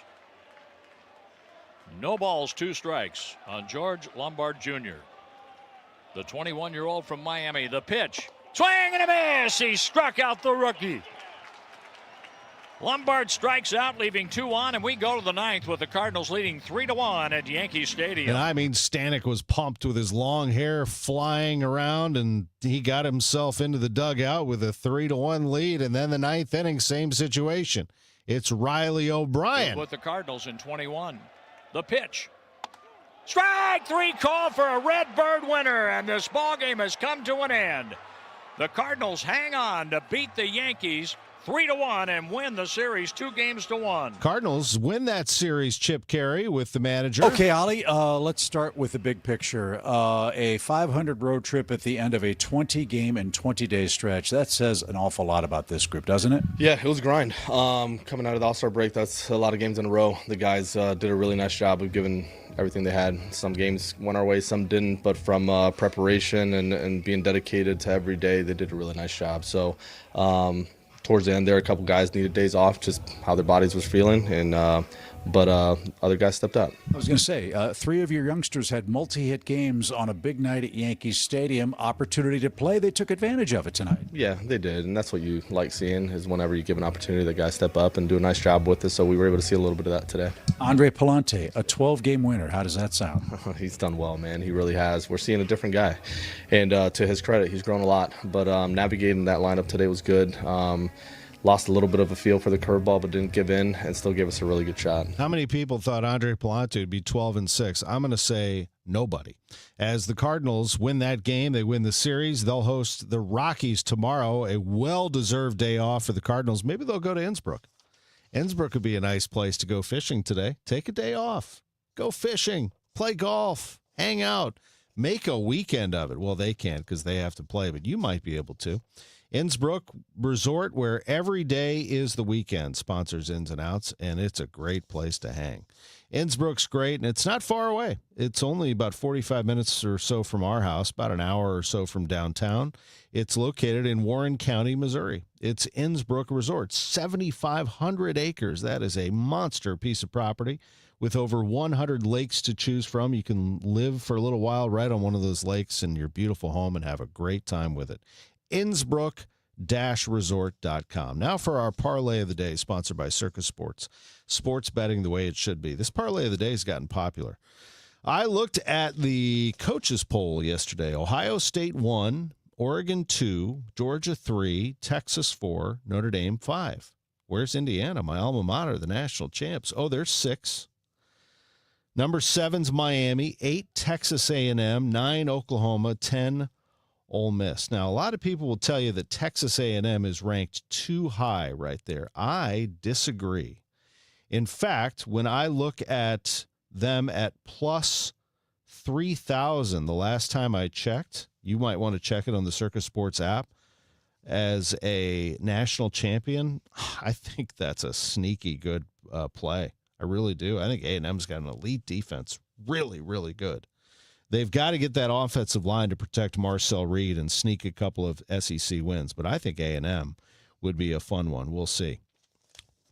It's our parlay of the day, sponsored by Circus Sports. Sports betting the way it should be. America is turning 250 this year, and Circus Sports is celebrating by offering all users in Missouri $250. For everyone in Missouri, all you have to do is deposit $250 on your Circus Sports app, then play through that deposit. Once you do, Circus Sports will reward you with $250 right in your account. This is available for everyone in Missouri, new and existing users. Celebrate 250 years and find out more at circusports.com today.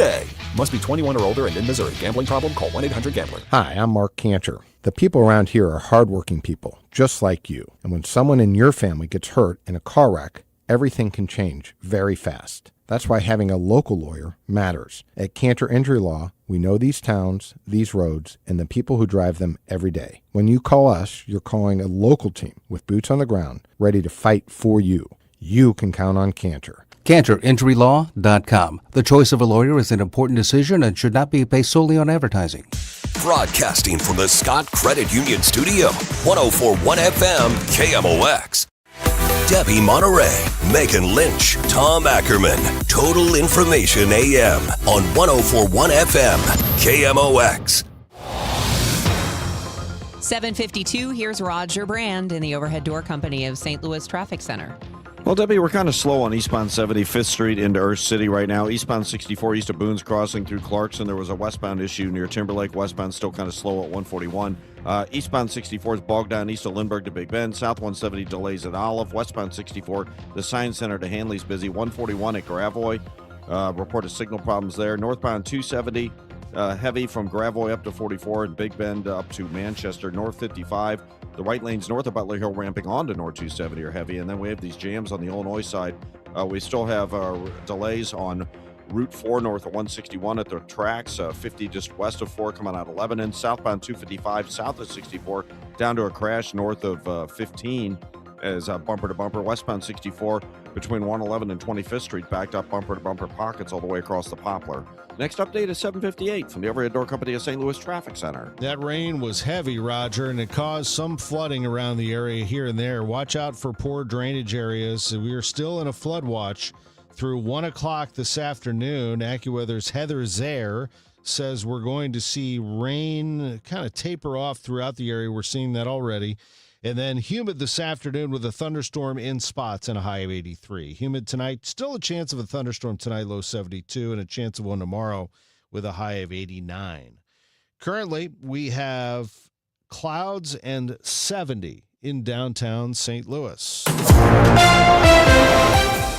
It's 7:53. A pet store closing 3 area locations as the parent company struggles with declining sales. PetSense, owned by Tractor Supply, is closing 74 PetSense locations across the country, including the locations in Sullivan, Eureka, and Union. Those locations should be winding things down over the next few months. No official closing date was given. The United States Air Force gives Boeing the green light to begin manufacturing a new long-range guided weapon. Boeing's St. Charles factory gets a $75 million contract to start initial production of the JDAM LR for the U.S. Navy. The weapon builds on standard JDAM technology with an added wing kit and jet engine, allowing for 500-pound bomb precision strikes from more than 300 miles away. In the St. Louis area, our most controversial data centers are proposed for outlying areas. The closest one to downtown would be the one planned at the old warehouse near the Armory in Midtown. But in Kansas City, it's a different story. Here's Sam Stevie. Mayor Quinton Lucas took to social media yesterday to announce that the Kansas City City Planning Commission rejected the 20-story data center proposal. The vote was unanimous, but that does not mean the proposal is dead, as it now heads to the Kansas City City Council with a recommendation to reject it. The Miami-based developer had hopes to tear down the historic Western Newspaper Union building near 10th and Central to build the 20-story structure. After hearing public comment, all of which was against the proposal, developers said it only represented a small portion of the city's population and touted that the data center would bring 30 new jobs. Mayor Lucas said the applicant can ask the city council to override the recommendation, but he believes that is highly unlikely and says that he would not support it. It's 7:55. With Fidelity Wealth Management, a dedicated advisor gets to know you and your goals to build a comprehensive plan to help grow and protect your wealth. Backed by a team of specialists, they'll analyze all your accounts, even the ones they don't manage, to keep an eye on taxes and provide proactive portfolio insights that can help you unlock your wealth's full potential. Learn more at fidelity.com/wealth. Investment minimums apply. Fidelity Brokerage Services, LLC. Member NYSE SIPC. Veterans and active duty service members, when your call to service ends, your mission doesn't have to. Go from GI to IT in just a few months at My Computer Career. Prepare for a high-demand career in cybersecurity, protecting people, systems, and institutions from real cyber threats. Cyber warriors are needed now. Will you answer the call? Go to mycomputercareer.edu/CWP to learn more. That's mycomputercareer.edu/CWP, an elite CompTIA certification partner. VA education benefits are available to those who qualify. You're in charge of ordering boxes. Small boxes, big boxes, really big boxes. You're in charge of tape, labels, mailers, bubble wrap, extra bubble wrap, just for fun. You're in charge of warehouse cleaning and safety supplies. Good thing there's Uline. Thousands of quality products for your business and warehouse needs, always in stock, ready to ship same day, and backed by Uline's legendary 24/7 customer service. Uline makes it easy because you already do enough. Uline, we warehouse for you. Now at Lowe's, faster quotes start at the Lowe's Pro Desk. Got a material list handwritten on a sticky note or saved as a photo? Perfect. Bring it to us and get a quote in minutes. And if you don't see what you need on the shelf, we'll help you get it. You can access thousands of products beyond what's available in-store or on Lowe's.com, right from the Lowe's Pro Desk.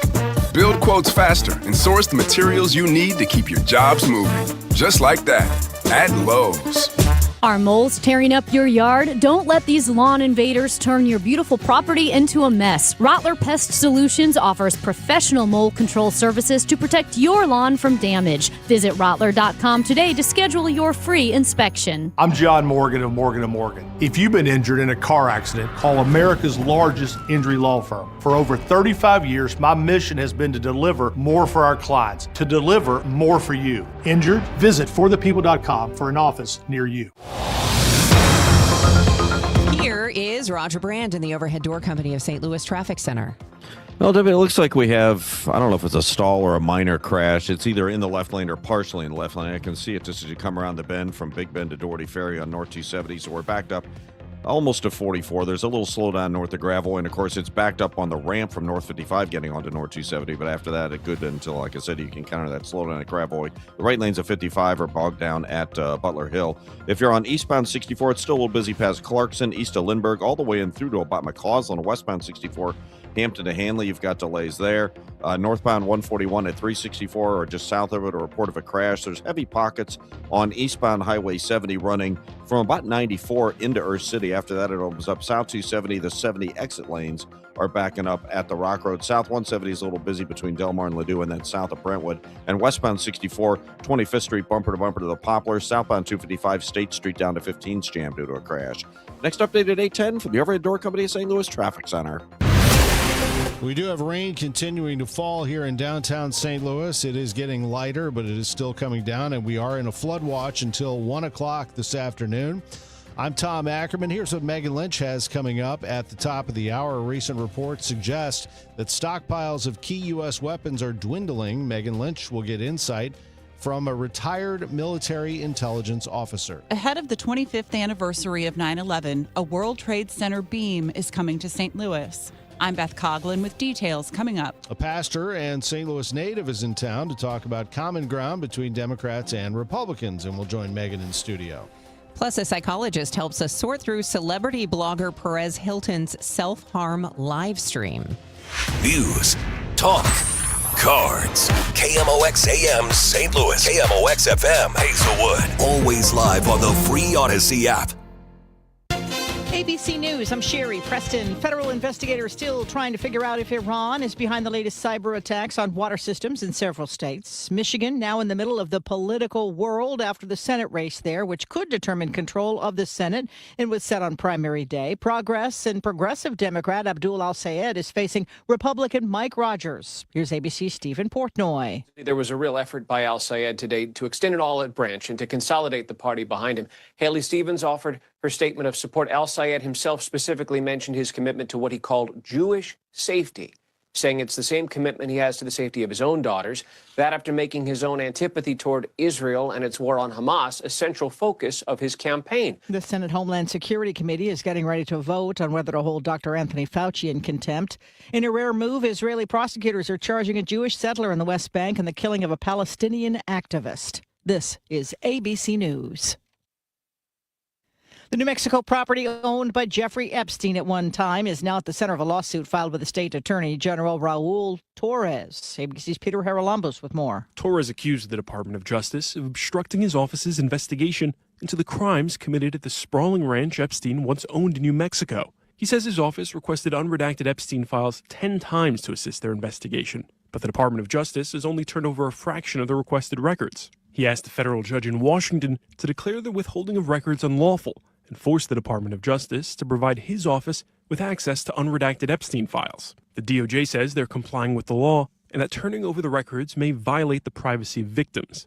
Peter Haralambos, ABC News. Dunkin' Donuts has announced that pumpkin spice flavors will be available on August 19th. Starbucks announcing its debut is coming on August 25th.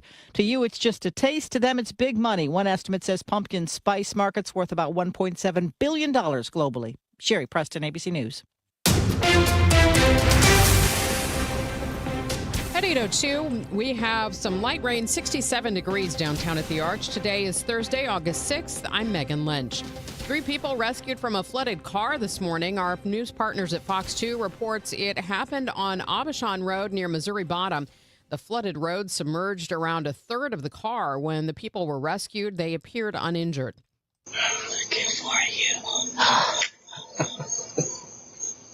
A 15-year-old seen in viral video wearing a clown costume now formally charged with first-degree murder in East St. Louis. That's the sound from a Ring camera. Court documents show St. Clair County prosecutors charged the teenager in juvenile court for the fatal stabbing of 78-year-old John Allen. They're seeking to try the teen as an adult. Police found Allen's body in the street near 76th and State Monday night before tracking down the teenager and collecting that doorbell footage of him in costume. We do hear from Cardinals fans who will say, I'm not going down there. It's too dangerous. KMOX's Chris Ranji on the Gas House Gang talking with St. Louis Police Chief Robert Tracy. Tracy admits he hears the same concerns. We got a good plan in place where we've reduced crime in the last 3.5 years, almost 60% in downtown and downtown west, where everybody goes. And here, selfishly, or I would be selfish if I put my children and my family and my wife, they come in and visit from across the United States. I have 5 children. They're all adults, and my last one's 18. They bring their friends, and they go out to concerts. They go out to ball games. The chief of police is not with them. And would I have my children go out into these areas? They just know how to take care of themselves. Crime is down nationwide. That's not exclusive to St. Louis, and the persistent challenge for the St. Louis Police Department is being able to hire new and hold on to existing officers and get them somewhat closer to the budgeted amount of 1,224 officers right now. The force is significantly below 900. People, not politicians, is suing Secretary of State Denny Hoskins for choosing not to certify signatures challenging Missouri's redistricting effort. Can the Secretary of State and Attorney General single-handedly subvert the power of the referendum clause that has been in the Missouri Constitution for over a century? That is the challenge posed by the lawsuit, according to Richard Von Glahn, executive director of People Not Politicians, the group behind the signature gathering for the redistricting referendum. Their attorney, Chuck Hatfield, says Hoskins and Attorney General Catherine Hanaway's job is only to determine if there are enough valid signatures, not whether the referendum is appropriate. The courts have been very clear that the secretary and ministerial, they're not judges. Hatfield says they are seeking to expedite this lawsuit, but they expect Hoskins to slow play this. Sean Malone, KMOX News. Proposition U failed at the ballot Tuesday, setting St. Louis County on a collision course with exhausting reserves. That's according to County Executive Sam Page. Without additional recurring revenue, we have about a year left before the NFL settlement funds run out, and we will no longer be able to operate county government normally. Page says he supports putting the use tax back on the November ballot, but says money has to be invested in an informational campaign to help voters understand public safety cuts are likely. He says there are other options to slow the bleeding. Roll up property taxes in an assessment year. The county council could even go back to the voters and ask them to redirect the youth sports fund, the tourism money for youth sports that's coming to St. Louis County at the end of this month. Page suggested if the online sales tax fails in November, it should be placed on the April 2027 ballot. It's the end of an era in St. Louis. The final airport commission meeting for Rhonda Hamda-Brigi is in the books. So the leadership transition at St. Louis Lambert International Airport now moves to its next phase. Hamda-Brigi confirms that Mayor Kara Spencer's office is actively interviewing candidates for her permanent replacement. Jerry Beckman will be the interim director until the mayor finishes interviewing for the new permanent airport director.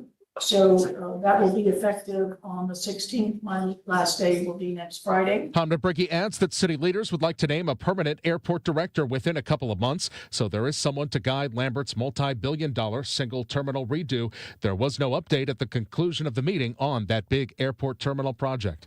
Michael Calhoun, KMOX News. St. Louis's 22nd Circuit Court looking for a new judge. It comes as Circuit Judge Paula Bryant plans to retire this fall after more than 20 years of service. A commission made up of residents, lawyers, and appellate court judges will review final applications before selecting 3 finalists, which Governor Mike Kehoe will then choose between. Renovating some downtown parking garages could bring new retail. That's the hope of Arch to Park Equity, which has purchased the 2 parking garages that overlook Keener Plaza. The garages are open. Most of the ground floor retail space is vacant. Investment partners in the project include the Burgess Family Foundation and Gateway Arch Park Foundation. That's according to the Post-Dispatch. Coming up on Total Information AM, is the U.S. weapons stockpile dwindling due to wars both in Ukraine and in Iran? We're going to check in with a retired military intelligence officer to see if we can get some insights on what's happening there. That's coming up after traffic and weather. 2 minutes here on KMOX. It's 8:08. Men, if you're suffering from erectile dysfunction or PE, you're not alone. Most importantly, you don't have to live with it. Paramount Men's Medical Center restores men's sex lives in just one visit. Their painless breakthrough treatments eliminate ED and PE, even when Viagra and Cialis don't work. Here's Dr. Simovitz, specialist in men's health. Paramount Men's Medical Center's painless breakthrough treatments eliminate ED and PE, regardless of age or medical history. 98% of patients see instant results right in the office. Men are now lasting longer than they ever imagined. And the best part, at Paramount Men's Medical Center, your consultation and first treatment are free. Qualified patients even get their testosterone checked free. Call 314-720-8444. 314-720-8444. Take control of your sex life. Call now. 314-720-8444. I don't know if you guys know this, but I'm in the air conditioning business. I don't advertise that much.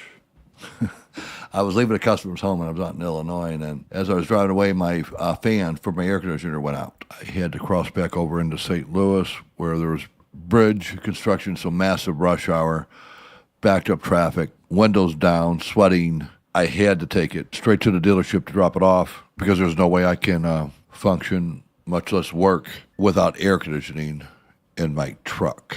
And I'm the same way in my house, and every homeowner, not every homeowner, but most homeowners are the exact same way.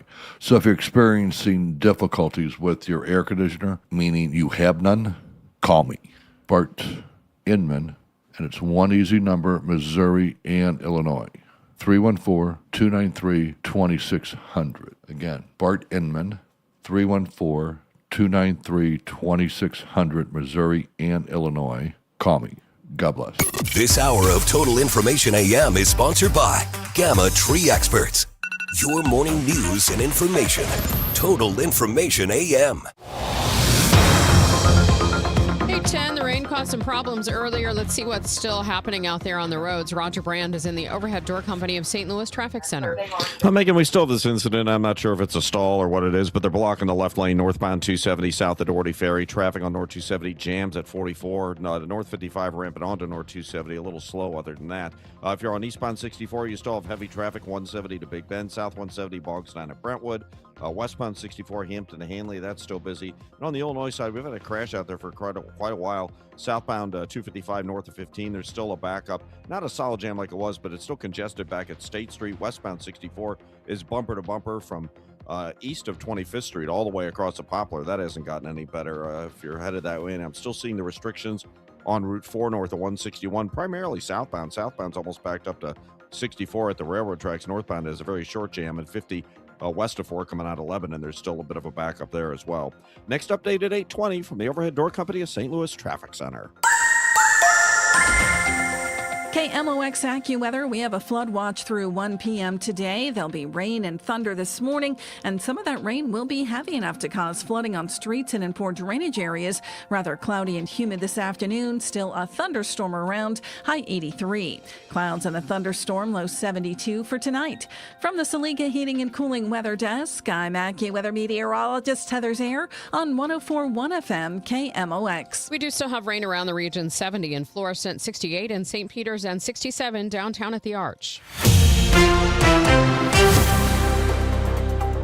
This is Total Information AM on 104.1 FM KMOX. I'm Megan Lynch. I've seen a few scattered reports in the last couple of weeks about the U.S. military's stockpile of weapons and suggestions that the wars in Ukraine and Iran are depleting key systems. I wanted to get an expert's perspective on it. Joining me now, Michael Wallace, professor and program director of emergency and security studies at Tulane University.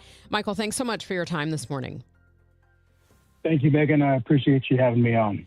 So Reuters this week reported that the U.S. has used virtually all of its long-range precision missiles during the Iran war, according to sources that they're in contact with. You know, for those of us out here that might not have a firm understanding of how these stockpiles work, could you give us a sense of that? Yeah, and if you'll indulge me for a minute, let me put this in context for your listeners. So the U.S. does strike warfare very well. And what is strike warfare? It's precision bombing of targets, either military targets or critical infrastructure targets, to allow U.S. forces to do what they need to do. And during the first Gulf War back in 1991 and then the invasion of Iraq, the U.S. just dominated with precision strike warfare. And this caused other countries to take notice, specifically China Russia, and Iran. And so what happened was, over the preceding years, these countries developed countermeasures to our strike warfare. And this is kind of what you're seeing now. There's a reason why U.S. carriers can't operate in the Arabian Gulf right now, is because Iran does have ballistic missiles. They have drones, and it's now too dangerous for American warships to operate. So you have these weapons, such as the Army's tactical missile system, precision strike munitions, and Tomahawk missiles, that allow the U.S. to do the strike warfare, but not to endanger a pilot or an aircraft or a system like that. So the reason that the U.S. has been using these types of weapons, it allows the U.S. more flexibility, and it reduces the danger to U.S. pilots and aircraft. Now, I did neglect to mention that you are a retired military intelligence officer, 2 decades of active service. So you have a real depth of knowledge that we've brought in this morning, and I appreciate that, because I think when people hear reports like this, they think, okay, what does all of this mean if we're using up these precision weapons? What's it mean for readiness for future conflicts?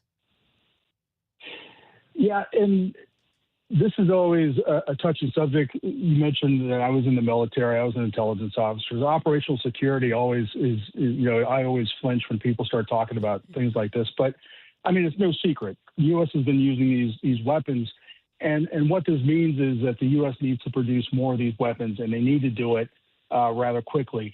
Again, if the U.S. is in any type of conflict, whether it be in Iran or other places in the world, these weapons are very important to the way the U.S. order of battle, or the way the U.S. fights these conflicts. So it is of concern. I wouldn't panic, but the U.S. military also realizes that it needs more of these weapons. And I think you've also been seeing reports of the U.S. contracting with certain companies that make these missiles to boost production. So while a lot of munitions are being used, I think within 1 to 4 years, we'll see stockpiles at least up to levels that are what is needed. That makes sense. Should we be concerned that this is being openly discussed through media channels? Now, I'm sure other countries already have some intelligence on our weapons stores, but does this affect, for example, deterrence? If other countries know what our stockpile of weapons might be? Yes. And what concerns me more, I mean, we have a free society. We have the First Amendment. It's good to question the government and get information. The thing that bothers me are the leaks. Both the Reuters article, and then there was a report in the Washington Post, I believe it came out yesterday, talking about the Secretary of War at Camp David and in his discussions with Trump. That's what concerns me more, because anyone in the military, you take an oath to defend, support and defend the Constitution of the United States. And I don't understand why anyone would want to volunteer information that could hurt the United States, the U.S. military, and the forces that are currently in theater. So that's what kind of disturbs me more than the discussions about it. I guarantee you, China, Russia, even Iran, they have pretty good idea about how many munitions we have used and how many munitions we have left. But still, putting this out there in the press, leakers, that bugs me more than the actual discussions. You mentioned that manufacturing is ramped up to, restore what we have. Do we have the resources, both financial and material, to replenish these types of sophisticated weapons quickly? Unfortunately, the answer is yes and no. We do, but we used to have a saying, no bucks, no Buck Rogers. And so you see the Department of War going back to Congress requesting more funding. And we're talking billions of dollars. These weapons are very sophisticated. It's not an easy process, but the production line's already in place. They just have to have the money and the material to put these things together. As someone who's watched this and studied this, what other questions do you have about not only these leaks, but, just about the situation and the status of our weapons in the United States right now? I will tell you that the U.S. military is bar none the top military in the world. We have competitors. China has done amazing things in the last 20 years. Their fleet is now much larger than ours, which as a former Navy guy kind of caused me a little bit of pain and angst. But, the thing that I'm going to pivot here a little bit. The thing that really concerns me are drones and aircraft that can be used in an asymmetric environment. So what asymmetric is when you have an adversary that uses a weapon that costs maybe a fraction of the other weapon that has to bring it down. So, for example, launching drones against ships, especially U.S. warships, you're talking about something that costs, $10, $20, $30, $40,000, and you're using a $1 million missile to bring it down. That can't go on. And here's another way of looking at it. You're basically throwing a $1 million house after something like a washing machine.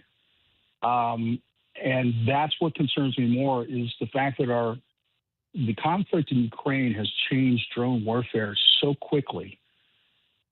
It's jumped generations in over 4 years that now we have very smart drones that are very capable. And how do we defend ourselves here in the United States against these drones?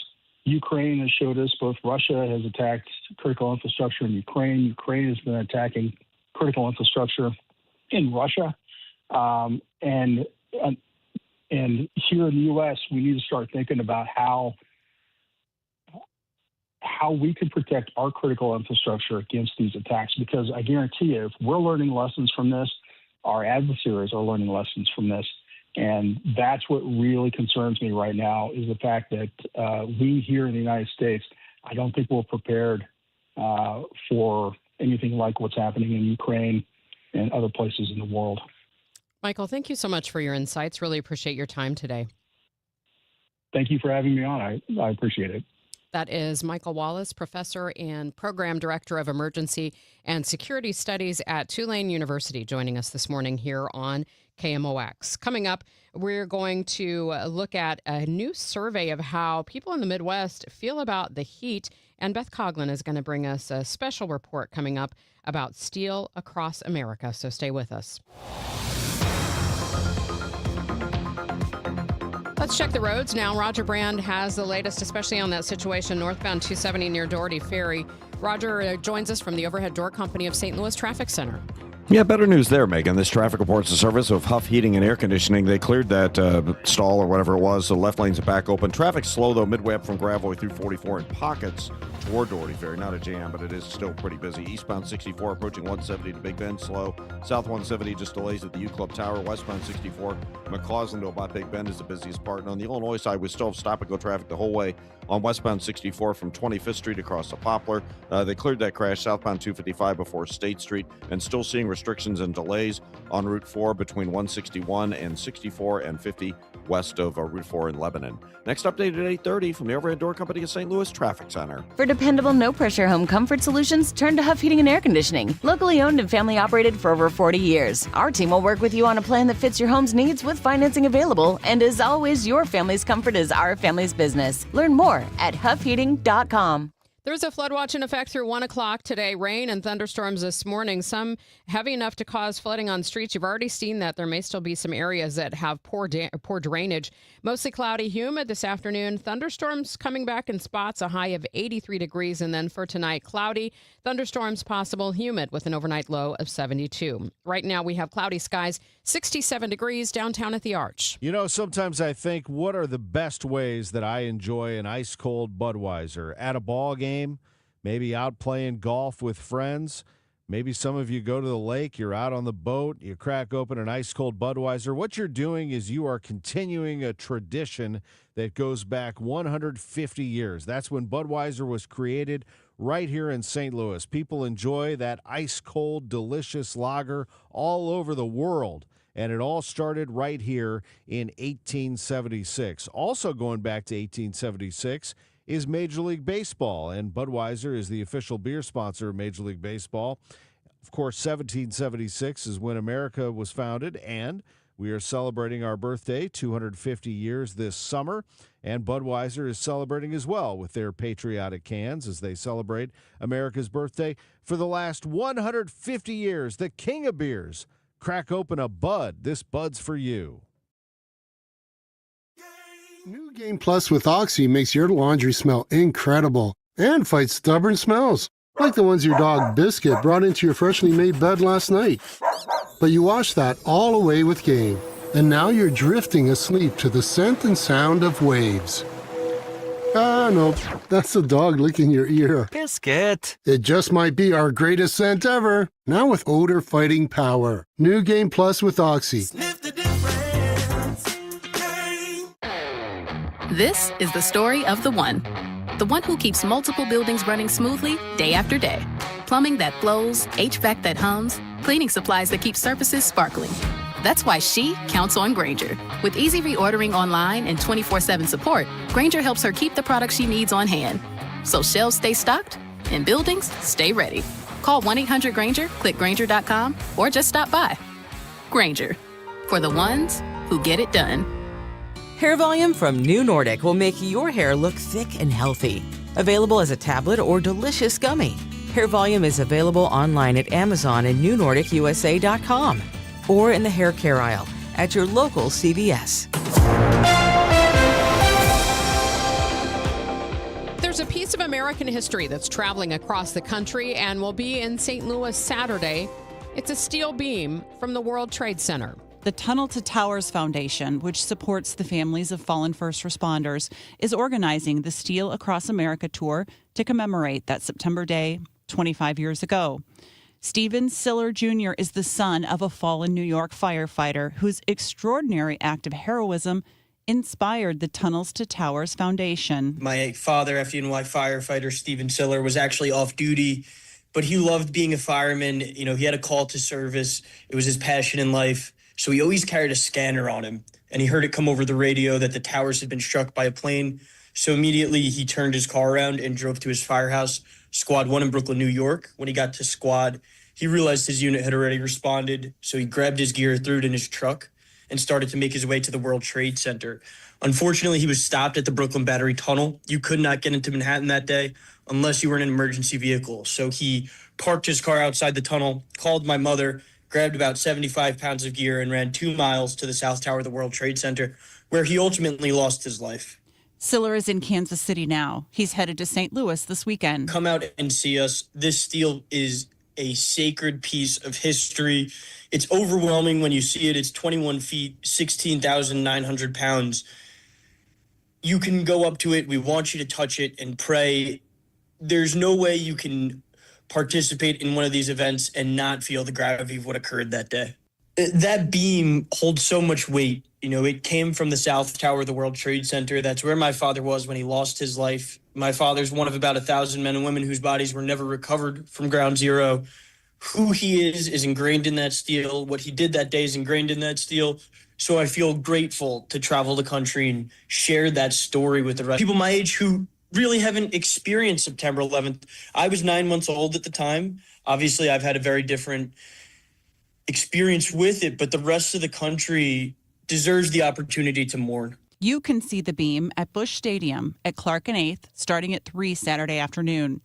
Siller has stayed with the beam as it travels and describes some of the memorable reactions. There's quite a few. One that has stuck with me the whole way happened in New York City at our very first stop by Ground Zero.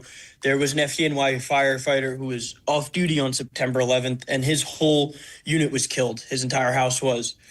And he walked up to that steel and he put his hand on it and was overcome with emotion. You could see tears start to come down his face, and he started to hug that steel like he was hugging his friends he lost 25 years ago. Steel Across America will travel more than 10,500 miles and make more than 35 stops in 21 states and Washington, D.C., before culminating its return to Ground Zero on the 25th anniversary of 9/11. Beth Coughlin, KMOX News. It's now 8:28. This time check sponsored by Jerry Kelly Heating, Air Conditioning, Electrical, and Plumbing. It's time for a $98 AC tune-up. It's Tom Ackerman for McKelvey Homes, the Reserve at Wildwood, a premier development located on 50 acres at the southwest corner of 109 and 100. Check it out, the heart of Wildwood. This community offering a stunning collection of homes from McKelvey Homes, high-quality craftsmanship and style that McKelvey is known for. The Reserve at Wildwood, more than just a place to live, outdoor lovers will love it as well. Planned with families and outdoor lovers in mind. A private playground, picturesque rain gardens, miles of walking trails that wind through scenic green spaces. You're going to love the Reserve at Wildwood, and they're also very close to the Wildwood Town Center, Rockwood's Reservation, Babbler State Park, Rockwood School District. McKelvey Homes is known for this, the best home sites. You'll experience the perfect blend of luxury living and natural beauty. McKelvey Homes. Move up to McKelvey.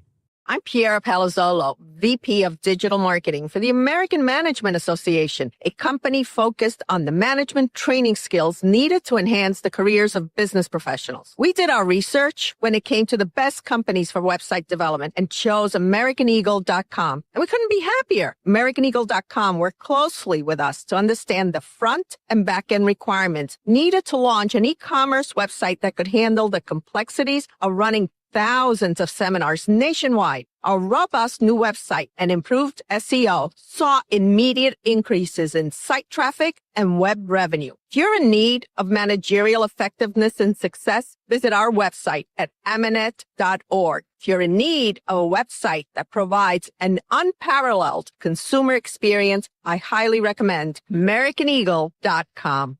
Transform your business today. Dial 877-WebNow1 for a free digital consultation with AmericanEagle.com. Every step matters. That's why Steve All and the entire team at the All Financial Group have signed up to walk and fundraise for the St. Jude Walk on September 12th. St. Jude's Children's Research Hospital is leading the way the world understands, treats, and defeats childhood cancer. And here's what makes them truly remarkable. Families never receive a bill from St. Jude, so parents can focus on one thing and one thing only, their child. We want you to be a part of this. You can join our team and walk with us on September 12th or simply make a donation. And here's the good news. Steve will personally match every dollar you give up to $1,000. To donate or to register to walk with the All Financial Group, visit steveall.com. That's steveaul.com or call 636-230-8824 for more information. Investment advisory products and services made available through Impact Partnership Wealth, a registered investment advisor. All Financial Group LLC is not affiliated with St. Jude's Research Hospital and does not accept or collect donations on their behalf. 8:31. Let's get the latest on your ride into work with Roger Brand in the Overhead Door Company of St. Louis Traffic Center. We got some slow traffic out west, Megan, on eastbound 70 headed into West Warrenton Boulevard, the Warrenton Roundabout. We had a report earlier of standing water issues and several minor crashes due to it, so I'm seeing delays through there now. Earlier, there were none. Northbound 270, still a little slow north of Gravois. A couple of spots, Big Bend to Manchester, where it's kind of busy. Eastbound 64 through the 170 Big Bend area slow, and it's more of a slowdown than a jam, but it's still busy. Westbound 64, 25th Street across the Poplar, still seeing the jam both ways on Route 4. Southbound worse than northbound, but backed up both ways. North of 161, most of the way up to 64. Next update at 8:40 from the Overhead Door Company of St. Louis Traffic Center. It's time for a $98 AC tune-up. Honey, I found the one. Oh, I thought I was the one. Oh, you are, but this one's certified, background check, shows up on time, and can install all the ceiling fans. Heating, cooling, electrical, and plumbing. Trusted pros who do it right. From the Saliga Heating and Cooling Weather Desk, just looking at the radar right now, it looks like the bulk of the heavy rain has now moved east of St. Louis, but there's another set of severe weather that is on a track from Jefferson City moving this way toward the St. Louis Metro. So maybe not much of a break this morning. We do have a flood watch in effect through 1 o'clock today because of that rain and storms, mostly cloudy and humid otherwise with a high of 83. Right now we have cloudy skies, 67 degrees in downtown St. Louis. Americans say they're feeling the heat. AP's Lisa Dwyer reports on a new survey. A new AP North poll finds that Americans are increasingly noticing the impact of extreme heat on their lives. According to the survey, U.S. adults nationally have become more likely to say that extreme heat has had either a major impact or a minor impact on their travel or vacation plans, electricity bills, their sleep, their families' outdoor activities, and more since 2024. Much of that shift was among people who live in the West or Midwest. At the same time, belief in climate change has declined slightly since last year, with Democrats more likely than Republicans to say that extreme heat has had a major impact on their lives. I'm Lisa Dwyer. Let's drill down more into those numbers. 70% of Americans say extreme heat has had a major impact or minor impact on their families' outdoor activities this year. About 8 in 10 Americans say their electricity bills have seen a major or minor impact from extreme heat. And just under half of Americans living in the Midwest, 44%, say extreme heat has had a major impact on their electricity bills. That's up from 29% 2 years ago. It's 8:34. Your Money Report is next. Someone had a birthday. Yep, 50. Can't believe it. 50 years of wisdom. Great segue. We have a health reminder from the CDC. Pneumococcal vaccination is recommended for adults 50 or older. Says here, we're over 6 times more likely to be hospitalized with pneumococcal pneumonia than adults under 50. I don't love those odds. Same. Look what I found. Pfizer's Prevnar 20 is proven to help protect adults against pneumococcal pneumonia and invasive pneumococcal disease in just 1 dose, and millions have already gotten it. Continued approval may depend on a supportive study. Don't get Prevnar 20 if you have a severe allergy to its ingredients. A weakened immune system may lower your response. Common side effects include injection site pain and swelling, fatigue, headache, muscle, and joint pain. For full prescribing information, please call 1-855-213-2138. Visit Prevnar20.com or talk to your doctor or pharmacist. I'm on Prevnar20.com now, scheduling my appointment. Good idea. And happy 50th. Your Money Report now. It's sponsored by Eamon Gattner and Capriano Elder Law Attorneys. Here's Bloomberg's Courtney Donahoe. It's no secret that artificial intelligence has an insatiable appetite for electricity. Less well known is how rapid fluctuations in that demand are causing critical equipment such as batteries and generators to malfunction or wear down prematurely. As the AI boom accelerates, these technical problems suggest added costs and unforeseen reliability problems at a time when investors are already worried about overspending by tech companies. And Mexico is the world's largest producer and exporter of avocados, and the U.S. relies heavily on it for supply. The U.S. has suspended government activities in the Mexican state that accounts for as much as 80% of the country's avocado production. Alternative sources such as California and Peru should help mitigate shortages. Courtney Donahoe, Bloomberg Radio. I'm with Mark Cantor of Cantor Injury Law. And Mark, why is it so important for you to be a local law firm? Well, being local means more than just advertising here, more than just a billboard on the highway. It means showing up here. It means supporting local events and local charities. But why is local so important? It's important because we know the law, we know the judges, we know the roads, and we understand the community. The choice of a lawyer is an important decision and should not be based solely upon advertising. You can count on Cantor. Visit CantorInjuryLaw.com. Your health story is shaped by more than genetics. Everyday choices like nutrition, physical activity, sleep, tobacco use, and routine screenings all play a role in your future health. Seidman Cancer Center's Your Disease Risk helps you understand how family history and lifestyle work together, offering personalized insights to support healthier decisions. Knowing your risks today can help protect your tomorrow.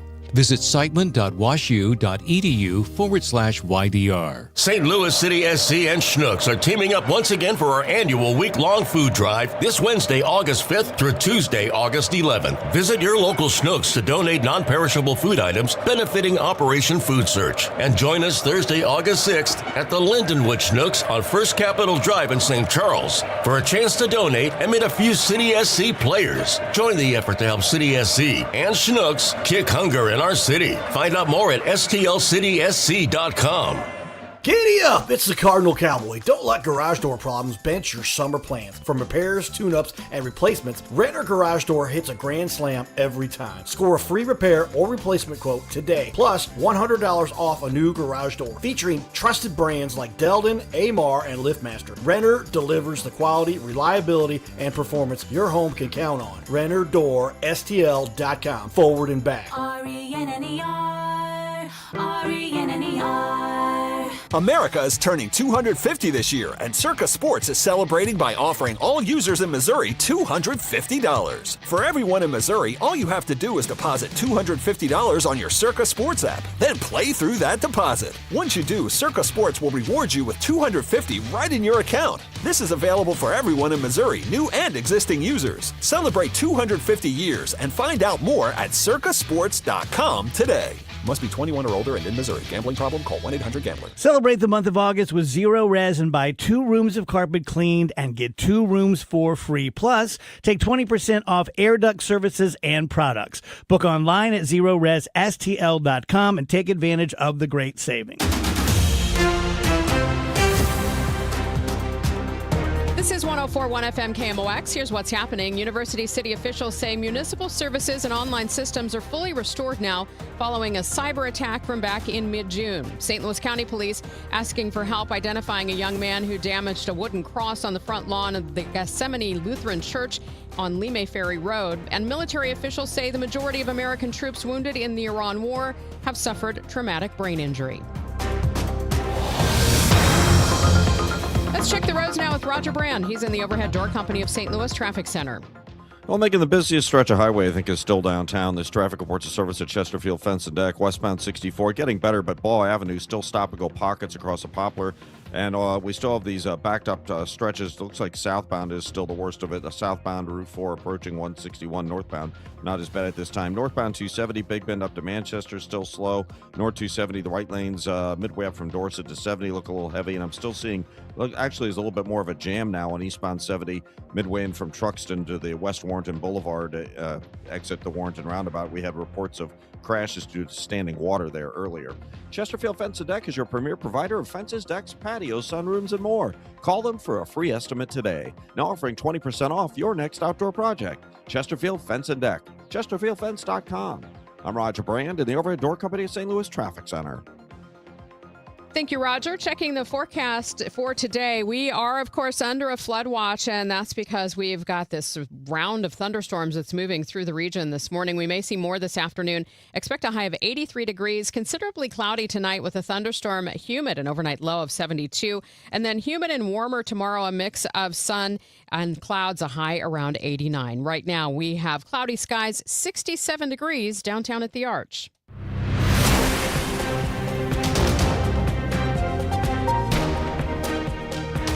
Thanks for listening to Total Information AM on this Thursday. I'm Megan Lynch. And on the heels of a contentious primary election in Missouri Tuesday, we're looking ahead to what could be a heated midterm election. And our next guest wants us to talk about unity. Dr. Raymond Roberts is a pastor with more than 40 years' experience. He's a professor of health ethics at University of Richmond and author of the book, A Democratic and Republican Faith, A Public Theology for a Church and a Nation in Crisis. He's also a St. Louis area native, back this weekend to talk about his book. Dr. Roberts, thank you so much, and welcome to KMOX. So good to be here with you, Megan. Thank you so much for having me. My first question for you is a tough one right out of the box. You know, is our democracy in crisis? I think so. I think the crisis is rooted in a crisis in our democratic culture. It is rooted in the values and the virtues of the people. So when we talk about our values, we talk a lot about our values as Americans, our values as Republicans or Democrats or independents. In your book, you talk about how we get to a point where we can find common ground. And you say that's by getting to higher ground. Explain what you mean by that. Well, it sounds kind of counterintuitive that you would come to common ground by going to higher ground. But when you have disagreements, as we did in the Civil Rights Movement, right? And during that time, there's severe disagreements about policies and people resisting change and that sort of thing. But people came together and insisted that everyone is made in the image of God. Everyone has dignity. Everyone has something that government and society should respect. And as we began to, find that common ground and then talk about what that means, we were able to come together around some changes that made civil rights even possible. And so we've done it before. We've gone to higher ground and found common ground, and we can do it again. When we're focused on principles, those higher principles, we begin focusing less on the things that divide us. We begin to focus on, when we focus on the things that we share, that everyone is made, has some inherent dignity. I mean, our government is founded on that assertion. And yet, in some ways, we have seemed to have forgotten that. I think we're in a time, too, and I'm curious if you agree with this, where so many people have lost trust in so many of our institutions, our religious institutions, our governmental institutions, our social institutions. Why do you think that is? Because they're dysfunctional. I mean, in my book, I note that part of our crisis, and the crisis of the culture, is that we have had problems that have been developing for decades. Our crisis in healthcare, it's becoming very expensive, more expensive than any other country in the world, and we have worse outcomes. We have a crisis in our criminal justice system. We house 20% of the world's prisoners, and we have 4% of the world's population. Something's wrong. Many people do not feel like the economy really works for them. The age of being able to afford your first house is now 40 years old. It used to be, over a decade younger. And so there's people sense this frustration. They've seen it growing, and they've seen that our democratic institutions are not responsive. I think there's a lot of frustration, too, with, frankly, with our churches. I hear a lot of people who feel like they don't know where this line between politics and religion is drawn, and they're very frustrated with the way Christianity in particular has been used by political figures. And I think that's true. And frankly, I talked about the crisis in other institutions. There's a crisis in the church that's been going on for the same length of time. The church, the mainline church, which used to kind of nurture the democratic culture in certain ways. It was on the forefront of the just and durable peace conferences that led to the creation of the United Nations and a post-Cold War order. It was on the cusp of the civil rights movement. That church has been in decline for 40 years. And we, and as speaking as a mainline person, we have not been effective at sharing our values with our members, and it's seen in the decline in membership itself. So, how does that translate then to when we look at Democrats and Republicans and independents and how we talk and the terms we use and the principles that we follow? How do we find common ground? Well, Jonathan Rauch says that. He wrote an article in the Atlantic magazine in which he was really very happy about the decline of the church. He thought we were going to become Sweden. And he says, many decades later, he realizes we didn't become Sweden. People took their political party as their primary identity rather than their, other sources of identity, including their religious beliefs. And so these values that the church shares, like people are sinners. Madison, in his Federalist paper number 51, says that if men were angels, you wouldn't need government. But of course, they're not. And then he says there's two problems. One is you've got to get government to control the people who aren't angels, but then you have to figure out how to have the government to control itself. Well, if you don't think people are sinners, you're not going to believe that that controlling things like and being vigilant and supporting things like the separation of powers is important. If you don't think that people have inherent dignity, you may not be vigilant about doing difficult things like ensuring that everyone has an equal standing before the law. Let's talk about extremism in the country with the little bit of time we have left. How do we combat extremism? That's a very good question. I think we'll always have extremism. That's the nature of that's the human nature. There are people who are drawn to an idea and they take it to an absurd length. That's how you get extremism. It's a true idea generally pushed to an absurd length. I think we have to. This is where I think I would speak to the churches. The churches need to reach out to people who are very lonely. There are all kinds of studies that show that people in our nation today don't have friends. They're searching for meaning, and that search for meaning, I think, is a human search that's always there. And so I think the mainline church has a sense of defeatism right now that is unwarranted. And I think by creating community, reaching out to people, they'll find their way into a diverse community. Almost every church that I've served is a diverse community, where they'll live and love and care for people who are different than them, and that will form a way of being in our democracy. Well, hopefully people will turn out to hear you speak this Saturday, August 8th, 10 a.m. at Giddings Lovejoy Presbytery on Darst Road in Ferguson. Dr. Roberts, thank you so much for taking time to come into KMOX this morning. Megan, thank you so much for having me. That is Dr. Raymond Roberts, professor of health ethics at the University of Richmond. And his book is A Democratic and Republican Faith, a Public Theology for a Church and Nation in Crisis. I'm John Morgan of Morgan & Morgan. If you've been diagnosed with mesothelioma, call us now. $30 billion was set aside for meso victims. And in most cases, your claim is settled out of court without a jury trial. Visit forthepeople.com for an office near you. St. Louis, are you ready to rock? AC/DC is bringing the Power Up Tour to the Dome at America Center Tuesday, September 8th. Hear legendary hits like Back in Black, Thunderstruck, and Highway to Hell, performed live by one of the greatest rock bands of all time. Don't wait on tickets. They're still available at Ticketmaster.com. AC/DC, the Power Up Tour, Tuesday, September 8th. For more information, go to KMOX.com/events. It's Tom Ackerman. Gamma Tree Experts goes back to 1954 when Frank Gamma started the business with a pickup truck and hand tools.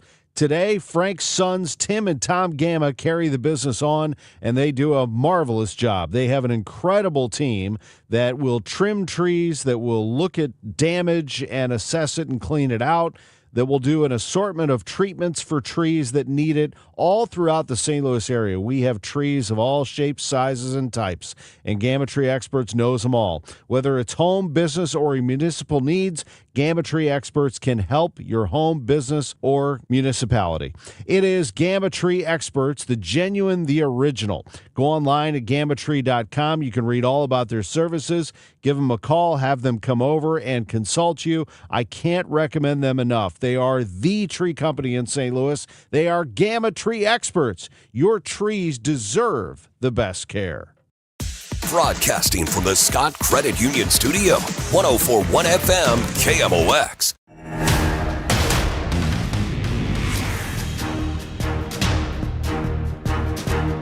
I'm Megan Lynch, and you are back with Total Information AM on this Thursday morning here on KMOX. Celebrity blogger Perez Hilton remains hospitalized after engaging in self-harm on a TikTok live stream. Followers tried to intervene, calling law enforcement, even though it was flagged by TikTok. The company says moderator error allowed the stream to continue for a good 15 minutes. I want to bring in a psychologist this morning to kind of help us understand all of this and cope with it, maybe. Dr. Roger Rhodes joins me now. Thank you so much for your time, Dr. Rhodes. Oh, thank you for having me. My first question for you really is just as you watch this unfold, there's so many things that people are trying to grasp with this incident. What are your first thoughts about what has happened with this celebrity blogger? Well, I think when people make drastic moves in their life and think that is not going to affect them mentally, they've missed the beat there. That it is a real adjustment for humans to move from one area to another area, one lifestyle to another lifestyle, and not think that is going to be very tough on them mentally. And so you think that's possibly what's happened to this blogger, Perez Hilton? Without a doubt. I think he he was not equipped to make the move, change his lifestyle, way he operated. He at one time lived in L.A. and then he moved to Miami. Wow. I mean, that's almost moving countries there. And it was not going to affect him. I think he really missed the beat. So what are your concerns for him and for any of his followers who witnessed what happened? Well, I hope it's at the heart a cautionary tale, that they take this and say, wait a minute, what really happened here?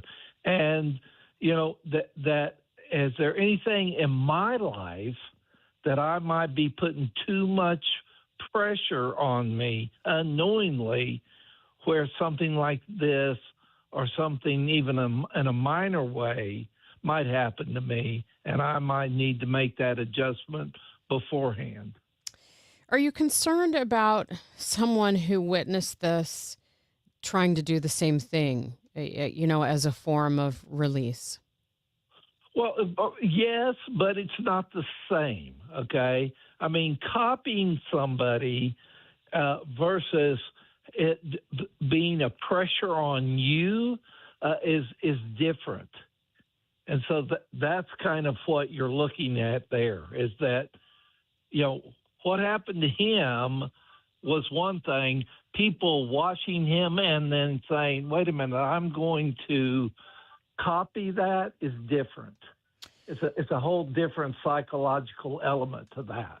Followers. And so, yeah. Could it happen? Yes. Would it be exact? No. Followers asked him to stop, which is incredible, even going so far, some of them, as calling authorities to try to get him some help. What does that tell you about that community, as it were? Well, I mean, definitely they were invested. They were concerned. And they realized he was not in his right mind. And so they were that was just a cry for help, because they realized, wait a minute, this is more than we can handle.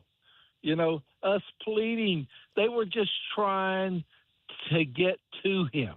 That was really what was going on. They were just trying to get to him. Dr. Rhodes, if someone witnessed this, maybe even just scrolling by on social media, uninvited, as it were, into their feeds, how do they come to grips with what they might have witnessed? Well, I hope it's a cautionary tale. I hope it's a, wait a minute, what is going on here? This is not a rational move. This is not a rational moment.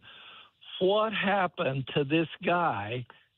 And then question within themselves, am I putting myself in a pressure cooker where bad things can happen?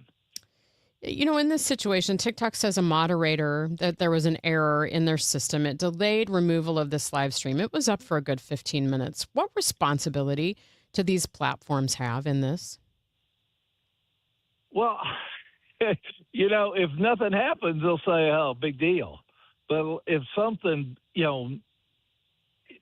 poorly happens, then there's going to be consequences to that.